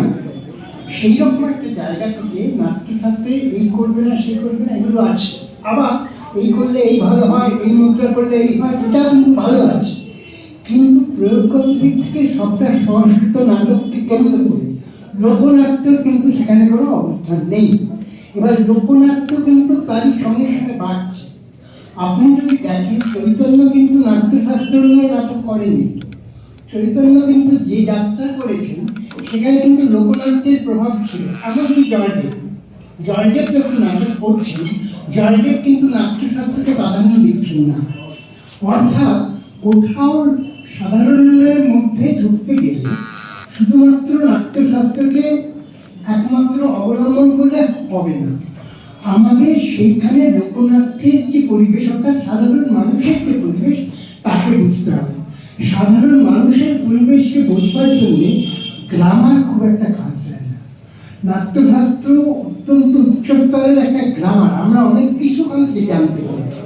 কিন্তু সেই জানাটা জানাবার জন্য যার কাছে যাব, তার যদি জানার মতন না হয়, তাহলে কিন্তু বিপদ আসছে এবং একটা দূরত্ব তৈরি হয় বলে আমার মনে হয়। সেই কারণে এটা বলুন।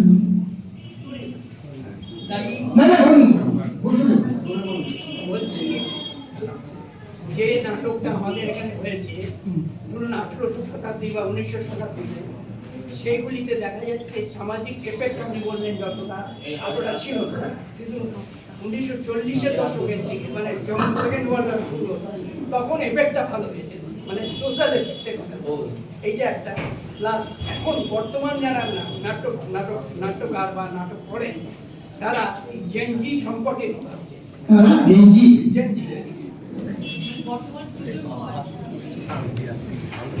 প্রথমত আমার যতটুকু অভিজ্ঞতা, সেই অভিজ্ঞতা থেকে এখন কিন্তু জেনজি তাদের থিয়েটারে আসা একেবারেই নেই। তার কারণ কি বলুন তো? আজকে 1 বছর নয়, আপনি গত 20 বছর ধরে ধরুন, 20 বছরের কথা বলছি, বেশি হতে পারে। অর্থাৎ 2000 সাল নয়, আরো আগে 1900 সালের সেই দিক থেকে বাবা মা একজন সন্তানকে কি শেখায়। বাড়িতে যেমন আমরা বলি না যে মেয়ে, আমাদের বাঙালি ঘরের সংসারে মেয়ে হলেই তাকে বুঝিয়ে দেওয়া হয় যে শেষ পর্যন্ত সে শ্বশুর ঘরে যাবে। এটা তাকে পড়ে শিখতে হয় না, এটা আমাদের পরিবেশের মধ্যে দিয়ে তাকে শিখিয়ে দেওয়া হয়, তোমাকে গেলে কিন্তু এই অ্যাডজাস্ট করতে হবে, তোমাকে গেলে কিন্তু এই করতে হবে। একটা অবধারিতভাবে অলক্ষ্যে লক্ষ্যে তাকে সেই দিকে ঠেলে দেওয়া হয়। আজকে আমরা যেটা করেছি, অর্থাৎ 90 থেকে আমরা যেটা করেছি, বাবা পরে তোমাকে 1 নম্বর হতে হবে। 1 নম্বর না হওয়া 2 নম্বর হবে। 2 নম্বর হলে তুমি কোথায় যাবে? তুমি গুরগাঁও যাবে কিংবা ব্যাঙ্গালোর যাবে। আর ব্যাঙ্গালোর গুরগাঁও থেকে পাশের বাড়ির ছেলেটা গেছে, তুমি যদি ম্যানচেস্টারে যেতে চাও, তুমি যদি ফিলাডেলফিয়ায় চলে যাও, তাহলে আরো বেশি। হ্যাঁ, এবং আজকে বাবা মা যখন একক পুলিশের প্রণামের কাছে গিয়ে বলছেন আমি বাড়িতে অসুস্থ হয়ে পড়লে কি করবো, কারণ সন্তানকে তো পাবো না, সেই কথা না ভেবেই কিন্তু তখন পাঠিয়ে দিয়েছেন উল্লাসে যে বলবে এ হচ্ছে কিন্তু এই ছেলে আমেরিকা থেকে, ওর ছেলে ইটালিতে থাকে, ওর ছেলে জার্মানিতে থাকে। এই নতুন প্রযুক্তির উন্নতিকে কেন্দ্র করে আমাদের প্রজন্মকে ঠেলে নিয়ে গেছি আমরা বিদেশি টাকা তৈরির জায়গায়। এইবার ফলে আমাদের নেই। কেয়া চক্রবর্তী মারা গেছেন যখন আপনার স্মরণ ধারার কথা নটিবিনী ছাড়ুন, কেয়া চক্রবর্তী নটিবিনী করেননি যদিও। হ্যাঁ, ভালো নোট না, ওটা করেছেন অন্য খরচা। হ্যাঁ, সেই কেয়া চক্রবর্তী, হ্যাঁ রমনাথ, সেই সময় কেয়া চক্রবর্তী মারা যাওয়ার পর দীপেন বন্দ্যোপাধ্যায় ছিলেন বহুরূপীর পরিচয় সম্পাদক। হ্যাঁ, দীপেন বন্দ্যোপাধ্যায় লিখেছিলেন যে আমি কেয়া চক্রবর্তীর সঙ্গে শ্মশান ঘাটে গিয়ে বুঝেছি রাজনীতিতে কেন ভালো ছেলেরা আসে না, কারণ ভালো ছেলেরা এখন সব থিয়েটারে চলে যাচ্ছে। কারণ কেয়া চক্রবর্তীর সঙ্গে যে ফলটা গিয়েছিল সেটি সবই কলেজ বিশ্ববিদ্যালয়ে 1 নম্বর ছেলে দেখতে হবে। কেয়া চক্রবর্তীর এতটাই সেই আকর্ষণ ছিল। কিন্তু পরবর্তীকালে আমরা কি করলাম, সেই ছেলেদের ছেড়ে দিলাম যতদূর পারলাম, যে তোমাকে বাবা উল্টে হতে হবে, এইটে না থিয়েটার। আমার ছেলে রাতকে থিয়েটার করে ফিরবে, আমার মেয়ে অসম্ভব। সে যদি বলে বাবা আমাকে আজকে রাত্রি জাগতে হবে, কারণ আমাকে তো ওই বর্তনের সঙ্গে কথা বলতে হবে, বর্তনের তো সকাল আমাদের রাত, আমাকে তো জাগতেই হবে। বাবা কি খুশি হবে, কারণ চকলেটটা পাওয়া যাবে ছেলে অন্যরকম চকলেট আমি করছি। আর এখন তো $1 মানে 92 টাকা, ভাবতে পারছেন? ছেলে যদি $2 পায় তাহলেই তো আমার হয়ে গেল।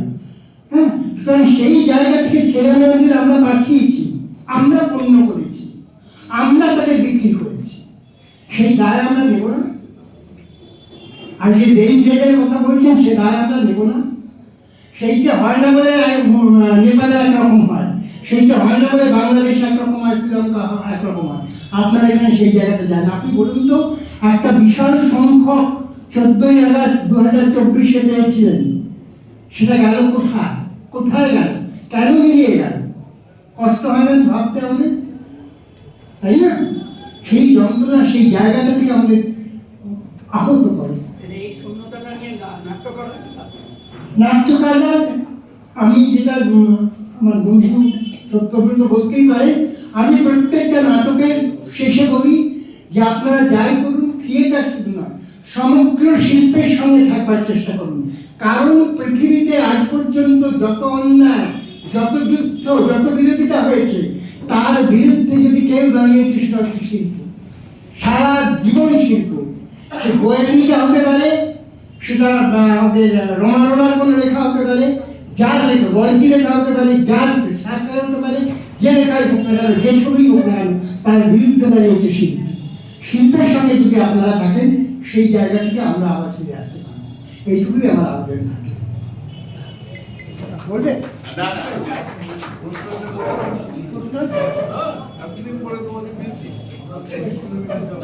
কত নম্বরের প্রশ্ন? পাঁচ কত? আজকে কিন্তু 5 পেজ আছে কি? আমি প্রথমেই আমরা প্র্যাকটিক্যালি গৌরবান্বিত দেবাশিসকে নিয়ে, কারণ আমাদের মধ্যে বুদ্ধিজীবী নয়, ইন্টেলেকচুয়াল ছিল দেবাশিসকে।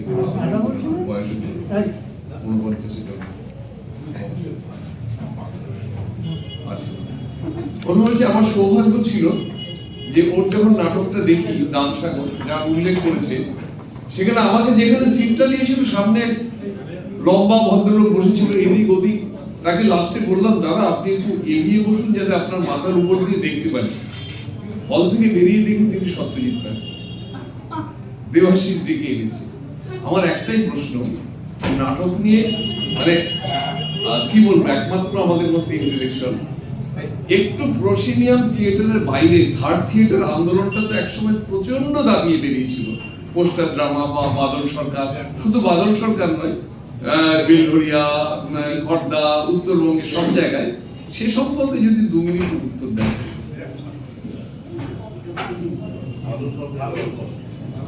মনে হয় 2 মিনিট তুমি ঘড়ি দেখতে পারবে, কিন্তু আমার পক্ষে রাখা সম্ভব না। হ্যাঁ, তাতে কথা হচ্ছে বাদল সরকার যে থার্ড থিয়েটার করেছিলেন, প্রথমত আমার আপত্তি থার্ড শব্দটা নিয়ে, কারণ তৃতীয় থিয়েটার যদি হয় তাহলে কি তিনি প্রথম থিয়েটার লোকনাট্য, দ্বিতীয় থিয়েটার রথিনিয়ান নাট্যকে বাতিল করতে চাইছেন, লোকনাট্য এবং রথিনিয়ানকে বাতিল করতে চাইছেন? সেটা নয়, বাদলবাবু সেই সময় কিন্তু এটাকে সংশোধন করে গেছে। এক, দ্বিতীয় কথা হচ্ছে সেই সময় রাজনৈতিক পরিবেশের কথা আসে 70 দশকের আন্দোলনকে সামনে রেখে, এবং বিশেষত প্রদীপ দত্তের মৃত্যুকে কেন্দ্র করে একটা কথা আসে কার্জন পার্কে যে মৃত্যু হয়েছে। কিন্তু ঘটনা আমার কাছে যেটা মনে হয় যে বাদল সরকার যে গ্রামে গ্রামে গিয়েছিলেন, আচ্ছা সেই গ্রামে গ্রামে গিয়ে তো তিনি চাষিকে জোরদারের বিরুদ্ধে বলেছিলেন। আমার একটা বিনীত প্রশ্ন ছিল, সেই চাষি যদি এবার জোরদারের বিরুদ্ধে সংগঠিত হতে আরম্ভ করে তাকে বাঁচাবে কি? আপনি তো পারবেন না, আপনার পিছনে কোনো দল নেই। চায়নায় কিন্তু একটা দল ছিল, লাল থিয়েটারের যখন আন্দোলন হয়েছিল তখন কিন্তু চায়নার সেই কমিউনিস্ট পার্টি ছিল যারা পিছনে পিছনে ঘুরেছিল লন্ডনে। আপনার পিছনে কিন্তু তাহলে কোন দর্শনগত জায়গা থেকে আপনি বহনীয় সহনীয় থিয়েটার করছেন যার মধ্যে নাটকটা বিচ্যুত হচ্ছে নানানভাবে, সেখানে আপনি গিয়ে কোন থিয়েটারটাকে রাখতে চাইছেন? উনি যেটা করেছিলেন সাধারণ মধ্যে নিয়ে যাওয়ার যে প্রবণতা, নানান প্রবণতা, এটা আমাদের দেশের প্রবণতা নয় বলে আমি বিদেশি কয়েকটা নাম বলছি, সেটা নয়। উনি রিচার্ড শেটনারের সঙ্গে ঘনিষ্ঠ ছিলেন। ওনার তুমি পুরোনো কাশ্মীরের বইটা দেখলেই বুঝতে পারবে, পড়লেই বুঝতে পারবে, বিদেশে বিধি পড়লেই তুমি দেখতে পাবে।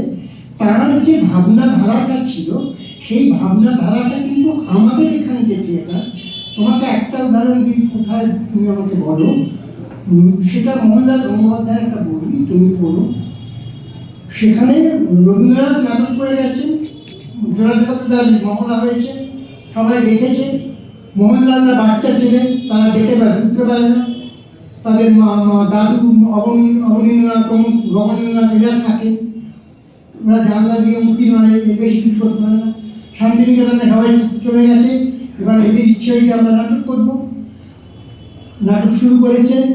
অবনীন্দ্রনাথ বলে নাটক করবি না, এতে কোন নাটক বলে তোমার নাটকটা করবো ওটা আপনি কালেক্ট করতে পারেন। নিয়ে গেছে, নিয়ে গিয়ে সব কেটে কুটে আবার ঠিকঠাক করে এসেছেন, পরের দিন দিয়েছেন। দিয়ে বলছে এটা কাজ, বলছে এটা তো অমুকে, ও নাটকে নেই, বলে না ওর চরিত্র নেই, নাটক হবে না, দিয়ে দেয়, আমি কাল ওর চরিত্রটা ঢুকিয়ে দেবো। এইরকম করে কোনোদিন আর মানে পাণ্ডুলিপি দিচ্ছেন না, রোজই পাল্টাচ্ছেন। তখন মনে হলো যে এরপরে আমরা বললাম, যখন এসে বললেন যে পাণ্ডুলিপিতে ওরা আমাদের হারিয়ে যাচ্ছে, আমরা মুখস্থ করেছি সেটাই করবো, পাণ্ডুলিপি আনবে আর দিতে চাইছেন না অবনীন্দ্রনাথকে। অবনীন্দ্রনাথকে আর দুঃখে বললো ঠিক আছে তাই করো। এবার তারা ঘরের ওখানে একটা ঘর সাজিয়েছে, ওই জানলা থেকে এই জানলা একটা দড়ি কেটেছেন, এখানে অভিনয় হবে, ওখানে দর্শক বসে। অবনীন্দ্রনাথ ঠাকুর দুটো করেছিস আলাদা না দড়ি খুলে দিয়ে দর্শক চারিদিকে বসবে, ভাবনা ছেড়ে তো নাটক হবে। সেখানে তারা 3 টাকা 12 আনা তাদের সেদিন খরচ হয়েছে, 3 টাকা 12 আনা। রবীন্দ্রনাথকে দেখিয়েছিলেন, রবীন্দ্রনাথকে কার মাথাতে বলছে অগুলো অবন করেই পারে। এইটাই কিন্তু থার্ড থিয়েটার হওয়া ঠিক 70 বছর আগে পরিচালনা করতে হয়ে গেছে। সুতরাং কোনটি ভারতীয় আর কোনটি ভারতীয় নয়, এটাও কিন্তু কোনটি থার্ড আর কোনটি থার্টি, এটাও কিন্তু তুমি দেখা হচ্ছে, সেটাও করতে হবে। যার ফলে সব থেকে বড় সমর্থক যে ছিলেন শ্রমিক বন্দ্যোপাধ্যায়, তিনি পরবর্তীকালে বলতে বাধ্য হন একটা কথা, সেটা হচ্ছে পুরনো কার্টুনকে পচে গেছে, অর্থাৎ বাদল সরকারের মাথা খারাপ হয়ে গেছে। আর পরে আবার লিখেছে বাদল সরকারের নাটকের কোনো এফেক্ট আমাদের থিয়েটারে নেই। হ্যাঁ, এখন তারা আমরা কোনকে ধরবো বলো, মনে আমার পাল্টা 1 মিনিটের প্রশ্নের উত্তর দাও। আমি 2 মিনিটে দিয়েছি, তুমি 1 মিনিটে প্রশ্নের উত্তর দাও।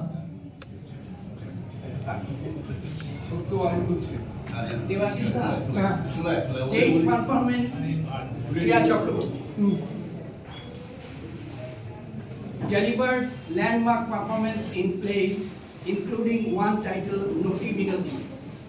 মানতে পারবো আমি নিজে দেখেছি রঙ্গনাথে, ওটা আমি আপনারটা মানতে পারলাম না না ঠিক আছে, আমি মানতে বলছি না, আপনি যেটা বলছেন সেটা ঠিকই আছে, কিন্তু আমি যতটুকু জানি নটি বিনোদিনী স্ক্রিপ্টটা হচ্ছে চিত্তরঞ্জন ঘোষ।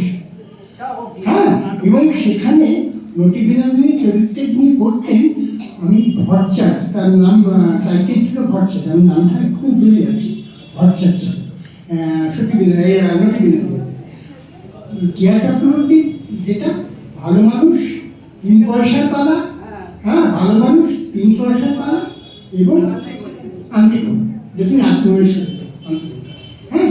আমি গুগল কি বলছে, আমাকে গিয়ে দেখতে হবে, আমি গুগল দেখলাম এই কারণে আপনি তো গুগল আপনি দেখুন, আমি আপনাকে গিয়ে বুঝে দেখেছি, আমি জানি। আমি বলছি যে আপনি চেষ্টা করবেন, এখানে নিশ্চয়ই বৈদ্যনাথ বন্দ্যোপাধ্যায়ের বই আছে, বৈদ্যনাথ বন্দ্যোপাধ্যায়ের বইটাও একবার দেখে নেবেন। এখানে নিশ্চয়ই বৈদ্যনাথ বন্দ্যোপাধ্যায়, আমি তো এখানে কাকে বললাম, বৈদ্যনাথ বন্দ্যোপাধ্যায় বইটা হ্যাঁ দেখ, আমি জানি না দেখেছেন না কি হতে পারে, আমি দেখলাম হ্যাঁ ঠিক আছে। হ্যাঁ আমার সাথে সাংবাদিক দিলীপ চক্রবর্তী ছিল। আমি একটা কথা বলে দিই, জয়দীপ আছে, সঞ্জয় আছে, সবাই আছে, স্টুডেন্ট রিলেশন কমিটির সঙ্গে একটু কথা বলি। তার আগে একটা সূত্র বলে দিয়ে 1973-এ তখন এই স্টুডেন্ট রিলেশন কমিটি কিছু ছিল না। বঙ্গীয় গ্রন্থাগার পরিষদের ছাত্রছাত্রীরা রিউনিয়ন করবে, কিন্তু তখন এমন এমন মানুষ ছিলেন যারা চাঁদা চাইতে গেলে 4 আনা দিকে, তা এই 2-1টা জায়গায় আমি 4 আনা নিইনি। তার জন্যে তারা আমাকে পরবর্তীকালে খুব একটা সম্মান দেয়নি, কথাও বলেনি। এইরকম একটা পরিস্থিতিতে আমাদের ইউনিয়ন হবে। আমাদের সৌভাগ্য হচ্ছে এটাই যে আমাদের সময় যে মাস্টারমশাইরা ছিলেন তাদের সঙ্গে ছাত্রদের সম্পর্কটা প্রায় রোজের ছিল। কারণ কি, সেই সময়কার মাস্টারমশাইরা বিএলএতে প্রায় সপ্তাহে 3-4 দিন আসতেন, সেই সাপ্তাহিক কোর্সই হোক আর গ্রীষ্মকালীন কোর্সই হোক, দূরত্ব ছিল না। এই বাড়িটার পাশে চাচার দোকান ছিল, সেখানে রুটি আর আলু ভাজা পাওয়া যেত। এখন বড় জুতোর দোকান হয়েছে, তো সেখান থেকে ওই খাবার আসত, তাতে মাস্টারমশাইও খেতেন, ছাত্রও খেতেন। এইরকম একটা পরিমণ্ডলে 73-এর ছাত্রছাত্রীরা ইউনিয়ন করবে বলে ঠিক করেছে। যেখানে সেখানে হল নিতে গেলে কমপক্ষে 200 টাকা ভাড়া। 200 টাকা তো জোড়া করা কঠিন ব্যাপার। এইরকম অবস্থায় ব্রিটিশ কাউন্সিলে চাকরি করতেন অবনীরঞ্জন দে। তিনি বললেন আমাদের যে তোরা একটা তপন সেনগুপ্তকে ধর। তপনদা আমাদের এখানে উইকেন্ডে ক্লাসিফিকেশন প্র্যাকটিস করাতেন। আমরা 3-4 জনে মিলে গেলাম ওনার কাছে, গিয়ে বললাম যে আমরা তো হল পাচ্ছি না, 200 টাকা মতো ভাড়া লাগবে। বললেন আমি একটা শর্তে ব্যবস্থা করতে পারি, তবে আমি যে বলেছি এটা তোমাকে কাউকে বলতে পারবে না। তোমরা 5-10 মিনিট বাইরে ঘুরে এসো। বাইরে ঘুরে এসো না, অবনী আমাদের নিয়ে গেল প্রেস কাউন্সিলের ওই সিঁড়ির তলায় একটা চায়ের ক্যান্টিন মতো ছিল, সেখানে আমরা চা খেলাম। ইতিমধ্যে 5-7 মিনিট বাদে আমরা ফিরে এলাম।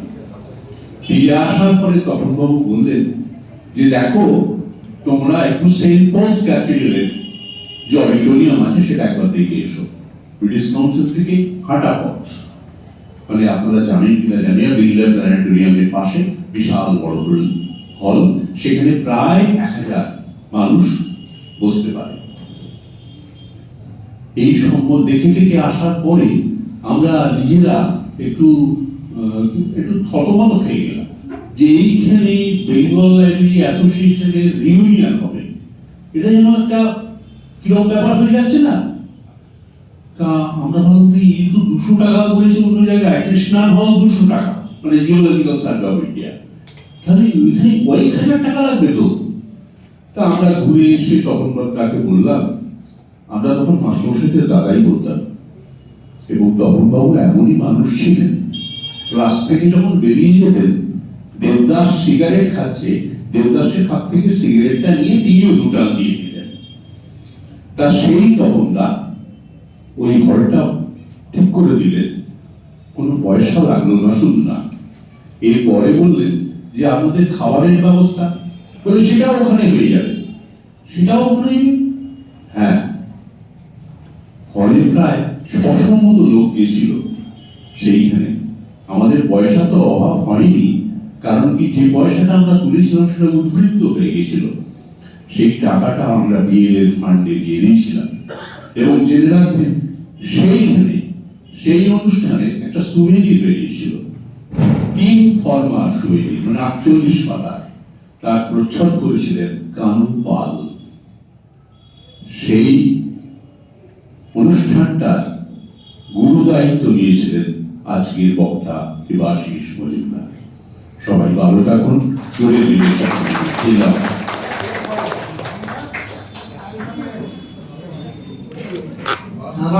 এবার আমার ধন্যবাদ দেওয়ার পালা।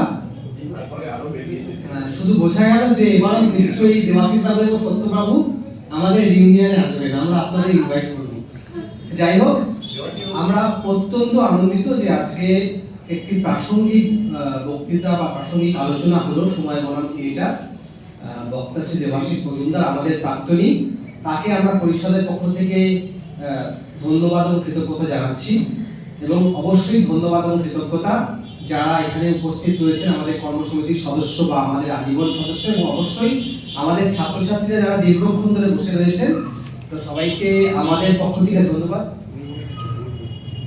শুধু বলার একটু আগে সুধীর বাবু যেহেতু আজকে স্যার একটু আসলে এই অনুষ্ঠানের মানে মূল উদ্যোক্তা যিনি, উনি দু এক কথা যা বলবেন, বলার পরে আজকের অনুষ্ঠানের আনুষ্ঠানিক পরিসমাপ্তি হবে। তারপরে student relation committee 5 minute just তোমাদের কাছে সময় দেবেন, আমরা চলে যাব। স্যার বলুন। আমাদের যে দায়িত্ব এসছে সেই দায়িত্বটা সকলের তরফ থেকে, এবং সত্যব্রত ঘোষাল আমাদের অত্যন্ত স্নেহভাজন সত্যব্রত ঘোষাল সকলের কাছে পরিচিত, আমাকে অনুরোধ করেছে যে সকলের ধরে আজকে যে সুন্দর বক্তব্য রেখেছেন তাকে একটা উপহার দেয়া। এই বইটা আমাকে দিতে বলেছেন মৃণালের প্রমাণ। এটা হচ্ছে মৃণাল সেন জন্মশতবার্ষিকী লেখা। তা আপনাদের সকলের তরফ থেকে আমি এই বইটা দিয়ে দিচ্ছি।